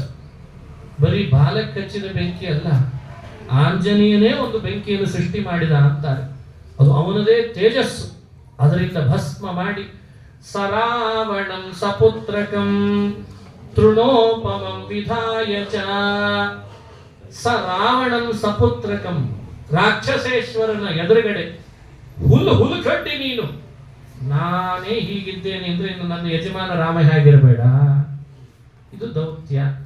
ಈ ದೂತ ಕಾರ್ಯ ಮಾಡಿ ಅಲ್ಲಿಂದ ಹೊರಟು ಆಕಾಶದಲ್ಲಿ ಹಾರಿ ಬಂದು ಎಲ್ಲ ಗೊತ್ತಾಗಿತ್ತಾಗಲೇ ಕಪಿಗಳಿಗೆ ಆಂಜನೇಯ ಕೆಲಸ ಮಾಡಿದ್ದಾನೆ. ಅದು ದಗ ಲಕ್ಕಾಪಟ್ಟಣ ಉರಿತಿದ್ರೆ ಅದ್ರ ಹೊಗೆ ಆಕಾಶಕ್ಕೆ ತಗಲ್ತಲ್ಲ, ಈ ಭಾಗದಲ್ಲಿದ್ದ ಕಪಿಗಳಿಗೆಲ್ಲ ಅರ್ಥ ಆಯ್ತಂತೆ ಲಂಕಾಪಟ್ಟಣ ಸುಟ್ಟೋಯ್ತು ಅಂತ. ಲಂಕೆ ಸುಡ್ತು, ರಾವಣ ಮಕಾಡಾದ, ಅವನ ಮಗ ಸತ್ತೋಗಿದ್ದಾನೆ, ಅವನು ಸಿಂಹಗರ್ಜನೆ. ಆಂಜನೇಯನ ಕೆಲಸಗಳು ಯಾರು ಕ್ಯಾಮ್ರಾದಲ್ಲಿ ಸೆರೆ ಹಿಡಿಯೋದೇ ಬೇಡ, ಅವನ ಗರ್ಜನೇ ತಿಳಿಸ್ಬಿಡ್ತಿತ್ತಂತೆ ಅವನ ಕೆಲಸ. ಆಗಿದೆ ರಾವಣನಿಗೆ, ಏಟ್ ಕೊಟ್ಟಿದ್ದಾನೆ, ಸರಿಯಾಗಿ ಮಾಡಿದ್ದಾನೆ ಅಂತ ಅರ್ಥ ಆಗ್ಬಿಡ್ತು. ಬರೋ ಅಷ್ಟರಲ್ಲಿ ಆಂಜನೇಯನಿಗೆ ಸ್ವಾಗತ, ಜಯಘೋಷ ಮಾಡ್ತಾರೆ ಕಪಿಗಳು. ಎಂಥ ಜಯಘೋಷದ ಧ್ವನಿ! ಕೆಳಗಿಳಿದ, ಇಳಿದ ಕೂಡಲೇ ಆ ಸಂಭ್ರಮ, ಶತ್ರುವನ್ನು ಹೀಗೆ ಮಾಡಿ ಬಂದದ್ದಕ್ಕೆ ಸಂಭ್ರಮ, ಕಾರ್ಯಸಿದ್ಧಿ. ಅದಕ್ಕೆ ಸುಂದರಕಾಂಡವನ್ನು ಪಾರಾಯಣ ಮಾಡಿದರೆ ಎಷ್ಟು ಕಠಿಣವಾದ ಕಾರ್ಯ ಇದ್ರೂ ಕೂಡ ಅದು ಸಿದ್ಧಿ ಆಗ್ತದೆ. ಸಾಧಿಸ್ಕೊಂಡು ಬಂದ, ಹಿಡಿದ ಕಾರ್ಯ ಸಾಧಿಸೋನೇ ವೀರ ಅಂತ ಕರೆಸ್ಕೊಳ್ತಾನೆ. ವೀರನಾಗಿ ತನ್ನ ಶೌರ್ಯ ಮೆರೆದು ಪರಾಕ್ರಮ ಮೆರೆದು ಬಂದವನಿಗೆ ಆ ಕಪಿಗಳು ಸೇರಿ ಸಂಭ್ರಮ ಆಚರಿಸ್ತಾ ಮುಂದೆ ಬಂದ್ರೆ ಒಂದು ದಧಿಮುಖ ಅಂತ ಒಬ್ಬ ವಾನರನ ವನ, ಅಲ್ಲಿ ಭಾರಿ ಭಾರಿ ಜೇನಿನ ಗೂಡುಗಳು ಕಟ್ಟಿದ್ವಂತೆ. ಆ ಜೇನು ಗೂಡಿನಲ್ಲಿದ್ದ ಜೇನಿನ ರಸ ತಗೊಂಡು ಸಿಹಿ ಹಂಚಿಕೊಂಡ್ರೆ ಅಲ್ವೇ ಸಂಭ್ರಮ ಅಂತ ಜೇನಿನ ರಸ ಕುಡಿದು ಎಲ್ಲರೂ ಸಿಹಿ ಹಚ್ಚಿದ್ರಂತೆ. ಬಾಳೆ ಮರ ಎಲ್ಲ ಕಡಿದು ಅಲ್ಲಿದ್ದ ಬಾಳೆಹಣ್ಣು ತಿಂದು ಜೇನು ಮಧು ಸಮೇಯಿವಾನ್, ಮಧು ಪ್ರಭು ಸಮೇಯಿವಾನ್ ಅಂತಾರೆ ಭಗವತ್ಪಾದ. ನೋಡಿ, ಅದು ಜೇನು ಹಂಚಿದ್ದ ಹಾಗೆ. ಆಮೇಲೆ ಗೊತ್ತಾಯ್ತು ನದಿಮುಖವಾದ್ರೆ ಪಾಪ ಕಾಯ್ತಾ ಇದ್ದವನು ಯಾವುದೋ ಕಪಿ ನಂದೆಲ್ಲವನ್ನ ನಾಶ ಮಾಡ್ತಾ ಇದೆ ಅಂತ ದೂರು ಕೊಡ್ಲಿಕ್ಕೆ ಅಂತ ಸುಗ್ರೀವ ರಾಮನ ಹತ್ರ ಅವ ಬಂದಂತ. ರಾಮ ಸುಗ್ರೀವರಿಗೆ ಅರ್ಥ ಆಯ್ತು, ಓ ಇದು ಸಾಧಾರಣದ ಕೆಲಸ ಅಲ್ಲ, ಆಂಜನೇಯ ಮಾಡಿದ ಕೆಲಸ ಅಂತ. ಅಷ್ಟರಲ್ಲಿ ಹನುಮಂತ ರಾಮನ ಬಳಿಗೆ ಬಂದಂತೆ ಪಾದಾರವಿಂದಗಳಿಗೆ ಸಾಷ್ಟಾಂಗ ನಮಸ್ಕಾರ. ರಾಮಂ ಸುರೇಶ್ವರಮ ಗಣ್ಯ ಗುಣಾಭಿರಾಮಂ ಸಂಪ್ರಾಪ್ಯ ಸರ್ವ ಕಪಿ ವೀರವರೈ ಸಮೇತಃ ಚೂಡಾಮಣಿಂ ಪವನಜಃ ಪದಯೋರ್ನಿಧಾಯ ಸರ್ವಾಂಗಕೈ ಪ್ರಣತಿಮಸ್ಯ ಚಕಾರ ಭಕ್ತ್ಯಾ. ಸರ್ವಾಂಗಗಳಿಂದ ಭಕ್ತಿ ಪುರಸ್ಸರ ಚೂಡಾಮಣಿಯನ್ನಿಟ್ಟು ರಾಮನ ಪಾದಕ್ಕೆ ನಮಸ್ಕರಿಸಿ ವಿನಯದಿಂದ ನಿಂತಿದ್ದಾನೆ. ರಾಮನಿಗೆ ಏನ್ ಕೊಡಬೇಕು ಅಂತ ಹೇಳೇ ಆಗ್ಲಿಲ್ಲ, ಅರ್ಥ ಆಗಲಿಲ್ಲ. ರಾಮನಿಗೂ ಅರ್ಥ ಆಗದೆ ಇರೋ ಸ್ಥಿತಿ ಬಂದದ್ದು ಅಂದ್ರೆ ಈಗಲೇ ಅಂತ. ಏನೋ ಬೇರೆ ಮಾಡಿದ್ರು ಅಂತಾದ್ರೆ ಬೇರೆ ಕೊಟ್ಟು ಕಳಿಸ್ಬಿಡ್ತಿದ್ದೆ. ಆಂಜನೇಯನಿಗೆ ಏನು ಕೊಡೋಣ? ಅರೆ, ನಾನು ಹೇಳಿರ್ಲಿಲ್ಲ ಅದನ್ನ ನೀನು ಹೀಗೆ ಮಾಡ್ಬಾ ಅಂತ ಬಾಯಿ ತುಂಬಾ ಹೇಳಿರ್ಲಿಲ್ಲ, ಆದ್ರೆ ಮನಸ್ಸಿನಲ್ಲಿ ಇತ್ತು. ಹೀಗೊಂದ್ಸಲಿ ರಾವಣನಿಗೆ ಬುದ್ಧಿ ಕಲಿಸ್ಬೇಕು ಅಂತಿತ್ತು. ಇಷ್ಟು ಸೇವೆ ಮಾಡಿದ್ನಲ್ಲ ಅಂತ ಹೇಳಿ ಹನುಮಂತನಿಗೆ ಸ್ವಾತ್ಮ ಪ್ರದಾನಂ ಅಧಿಕಂ ಪವನಾತ್ಮಜಸ್ಯ ಕುರ್ವನ್ ಸಮಾಶ್ಲಿಷದಮಂ ಪರಮಾಭಿತುಷ್ಟ. ಇಷ್ಟು ದೊಡ್ಡ ಸೇವೆಗೆ ಏನ್ ಕೊಟ್ಟರು ಕಡಿಮೆ ಆದೀತು ನೋಡಿ. ದೇವರ ಸೇವೆ ಹೇಗೆ ಮಾಡಬೇಕು ಅಂತನ್ಲಿಕ್ಕೆ ಇದೊಂದು ನಿದರ್ಶನ. ದೇವರಿಗೆ ತಬ್ಬಿಬ್ಬಾಗ್ಬೇಕಂತ ಏನು ಕೊಡ್ಲೋ ಮಾರಾಯ, ಏನು ಕೊಡ್ಲಿ, ನನ್ನ ಕೊಟ್ಟರು ಕಡಿಮೆ ಅನಿಸ್ಬೇಕಂತ ಇದು ಭಾವ. ಅದಕ್ಕೆ ತನ್ನನ್ನೇ ತಾನು ಕೊಟ್ಟ, ಗಟ್ಟಿ ಆಲಿಂಗಿಸಿಕೊಂಡ ಆಂಜನೇಯನನ್ನ ರಾಮ ಅಂತ ಪ್ರಸಂಗ. ಇದು ಸುಂದರ ಕಾಂಡ, ಬಹಳ ಸುಂದರವಾದ ಕಾಂಡ ಅಂತ ಕರೀತಾರೆ. ಎಷ್ಟು ತರ ಯೋಚನೆ ಮಾಡಿದ್ರು ನಮ್ಮ ಜೀವನಕ್ಕೆ ಒಂದೊಂದು ಅಂಶವು ಪಾಠ ಕಲಿಸ್ತದೆ. ಇಲ್ಲಿ ಭಕ್ತಿ ಅಂದ್ರೆ ಹೀಗೆ, ಸೇವೆ ಅಂದ್ರೆ ಹೀಗೆ, ದೂತ ಅಂದ್ರೆ ಹೀಗೆ, ಶತ್ರುಗಳ ಜೊತೆಗೆ ಯುದ್ಧ ಅಂದ್ರೆ ಹೀಗೆ, ಪೌರುಷ ಅಂದ್ರೆ ಹೀಗೆ, ಇಂದ್ರಿಯ ನಿಗ್ರಹ ಅಂದ್ರೆ ಹೀಗೆ, ಮನೋ ನಿಗ್ರಹ ಅಂದ್ರೆ ಹೀಗೆ, ಮಾತು ಅಂದ್ರೆ ಎಲ್ಲದಕ್ಕೂ ಸುಂದರಕಾಂಡದಲ್ಲಿ ಒಂದೊಂದು ಒಂದೊಂದು ಒಂದೊಂದು ಘಟ್ಟ ನಮಗೆ ಒಂದೊಂದು ಉತ್ತರ ಕೊಡ್ತದೆ.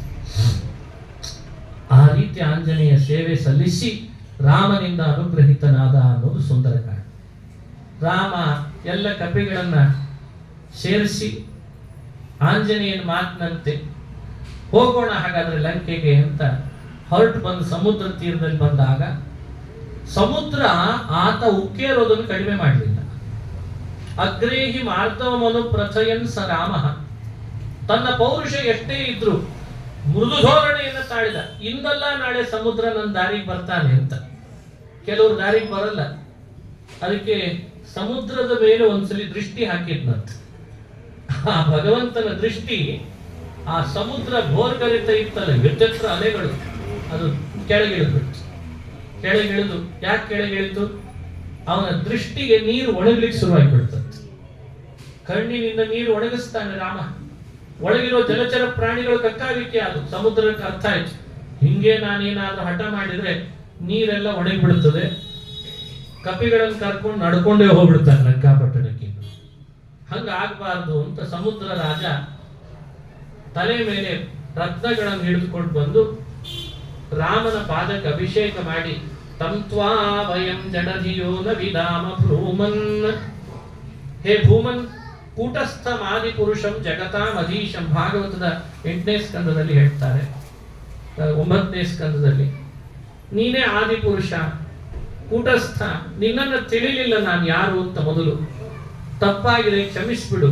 ಬಧ್ನೀಹಿ ಸೇತು ಮಿಹತೆ ಯಶಸ್ಸೋ ವಿತತ್ಯೆ. ನಿನ್ನ ಕೀರ್ತಿ ಜ್ವಲಂತವಾಗಿ ಉಳಿಯುವಂತೆ, ಮುಂದೆ ಬರೋ ಕ್ಷತ್ರಿಯ ರಾಜರೆಲ್ಲ ಶೌರ್ಯ ಅಂದ್ರೆ ಏನು ಅಂತ ಅರ್ಥ ಮಾಡಿಕೊಳ್ಳುವಂತೆ ಒಂದು ಸೇತುವೆಯನ್ನು ನಿರ್ಮಾಣ ಮಾಡುವಂತ ಸಮುದ್ರ ರಾಜ ಪ್ರಾರ್ಥನೆ ಮಾಡಿದ್ನಂತೆ. ಅವನ ಪ್ರಾರ್ಥನೆಯಂತೆ ಸಮುದ್ರಕ್ಕೆ 6 ದಿನಗಳಲ್ಲಿ 100 ಯೋಜನದ ಸೇತುವೆ ನಿರ್ಮಾಣ ಮಾಡಿಸಿದ್ದಂತೆ. ನಾವು ಒಂದು ಫ್ಲೈಓವರ್ ನಿರ್ಮಾಣ ಆಗಲ್ಲ 6 ವರ್ಷ ಆದ್ರೂ ಕೂಡ. ಇನ್ನೊಂದು ಎಲೆಕ್ಷನ್ ಬರ್ಲಿ ಬಿಡ್ರಿ ಅಂತೀವಿ. ಒಂದು ಫ್ಲೈಓವರ್ ಆಗಿರ್ತದ ಆಗಲ್ಲ. ಯಾಕೆ? ಎಲೆಕ್ಷನ್ ಬರ್ಲಿರಿ ಅಂತ. ಬರೋ ಪುರುಸತ್ತಿಲ್ಲದೆ ಕೆಡಿಸ್ಬೇಕು. ಎಲೆಕ್ಷನ್ ಬರೋ ಪುರುಸತ್ತಿಲ್ಲದೆ, ಎಲೆಕ್ಷನ್ ಆಗೋ ಪುರುಸತ್ತಿಲ್ಲದೆ ಮಾಡ್ಲಿಕ್ಕೆ ಶುರು ಮಾಡಿರ್ಬೇಕು. ಅಂತೂ ಮುಂದಿನ ಎಲೆಕ್ಷನ್ ಬರುವಾಗ ಅದು ಕೆಟ್ಟ ಹೋಗಿರ್ಬೇಕು. ಏನ್ ಮಾಡಿದ್ರು ಅಂತ ಅವ್ರಿಗೂ ಅರ್ಥ ಆಗಿರ್ಬೇಕು. ಎಲ್ಲರೂ ಬದುಕು ಕಟ್ಕೊಂಡಿರ್ಬೇಕು ಇದರಿಂದ. ಇದು ನಮ್ಮ ಸ್ಥಿತಿ. ಯಾವ ಆಡಳಿತ ನೀವು ದೂರ್ತೀರಿ, ಯಾವ ಆಡಳಿತವನ್ನು ನೀವು ಆರಿಸಿ ತರ್ತೀರಿ, ಅಂತೂ ಕುಡ್ರಲ್ಲಿ ಮೆಲಗಡೆ ಶ್ರೇಷ್ಠ ಅಂತ ಬದುಕ್ತಿರ್ಬೇಕಷ್ಟೇ. ಅದನ್ನ ನೋಡೋದು ಕಠಿಣ ಆಗಿಬಿಟ್ರಿ. ಇಬ್ರು ಕುಡ್ರೆ ಅಂತ ಆದ್ರೆ ಏನ್ ಮಾಡೋಣ? ರಾಮ 6 ದಿವಸದಲ್ಲಿ ನಿರ್ಮಾಣ ಮಾಡಿಬಿಟ್ಟು ಎಲ್ಲ ಕಪಿಗಳಿಗೆ ಹೇಳಿದ, ಸುತ್ತಲಿದ್ದ ಬೆಟ್ಟ ಗುಡ್ಡಗಳ ಬಂಡೆಗಳನ್ನು ತಂದು ಹಾಕಿಬಿಡ್ರಿ ಅಂತ. ಹಾಕ್ದಂಗೆ ಮುಳುಗ್ಲಿಕ್ಕೆ ಶುರು ಮಾಡಿದ್ರು. ಇದೇನ್ ಮುಳುಗ್ತಿದೆ ಅಲ್ಲ ಆಂಜನೇಯ ಅಂದ್ರ. ಆಂಜನೇಯ ಅಂದ, ಮುಳುಗಲ್ಲವೋ, ತೇಲೋ ಹಾಕಿ ಮಾಡ್ಲಿಕ್ಕೆ ಬೇರೆ ಉಪಾಯ ಇದೆ, ರಾಮ ರಾಮ ಅಂತ ಅನ್ಕೊಂಡು ಹಾಕ್ರಿ ಎಂದಂತೆ. ರಾಮ ರಾಮ ಅಂತ ಹಾಕ್ಲಿಕ್ಕೆ ಶುರು ಮಾಡಿದ್ರೆ ಎಲ್ಲ ತೇಲಿಕ್ಕೆ ಶುರು ಮಾಡಿಬಿಟ್ರು. ಇದು ಒಂದು ಕಥೆ, ಅದ್ಭುತವೇ ಸರಿ. ಅಂತೂ ಆ ರಾಮ ನಾಮದ ಶಕ್ತಿ ಬಂಡೆಗಲ್ಲುಗಳು ತೇಲೋ ಹಾಗಾಯ್ತು ಅಂತ ಹೇಳ್ತದೆ. 6 ದಿನದಲ್ಲಿ ಸೇತುವೆ ನಿರ್ಮಾಣ ಆಯ್ತು. ರಾಮ ಆ ಸೇತುವೆ ಮೇಲೆ ತಾನು ಕಪಿಗಳ ಸೈನ್ಯ ಮುಂದೆ ಮಾಡಿಕೊಂಡು ಕರೆದುಕೊಂಡು ಹೋಗಿದ್ದಾಯ್ತು. 4 ದಿಕ್ಕು ಲಂಕಾಪಟ್ಟಣಕ್ಕೆ, 4 ದಿಕ್ಕಿನ ಬಾಗಿಲುಗಳು, 4 ದಿಕ್ಕಿನ ದ್ವಾರಗಳಿಗೆ ಮುತ್ತಿಗೆ ಹಾಕಿದ್ರಂತೆ. ಒಳಗಿದ್ದ ರಾವಣನಿಗೆ ಸಂದೇಶ ಕಳಿಸ್ತಾನೆ ಇದ್ದಾನೆ ರಾಮ, ಯುದ್ಧಕ್ಕೆ ಬರ್ತೀಯಾ ಯುದ್ಧಕ್ಕೆ, ನಾವು ಬಂದಿದ್ದೇವೆ ಇಲ್ಲಿ ಅಂತ. ಇವ ಸನ್ನದ್ಧನಾಗ್ಬೇಕಲ್ಲ ಅಂತ. ಅಂದ್ರೆ ಅರ್ಥ, ಒಬ್ಬ ಶತ್ರು ರಾಜನ ಜೊತೆಗೆ ನಾವೇನು ಹಿಂದಿನ ಬಾಗಿಲಿನಲ್ಲಿ ಬಂದು ರಾತ್ರಿ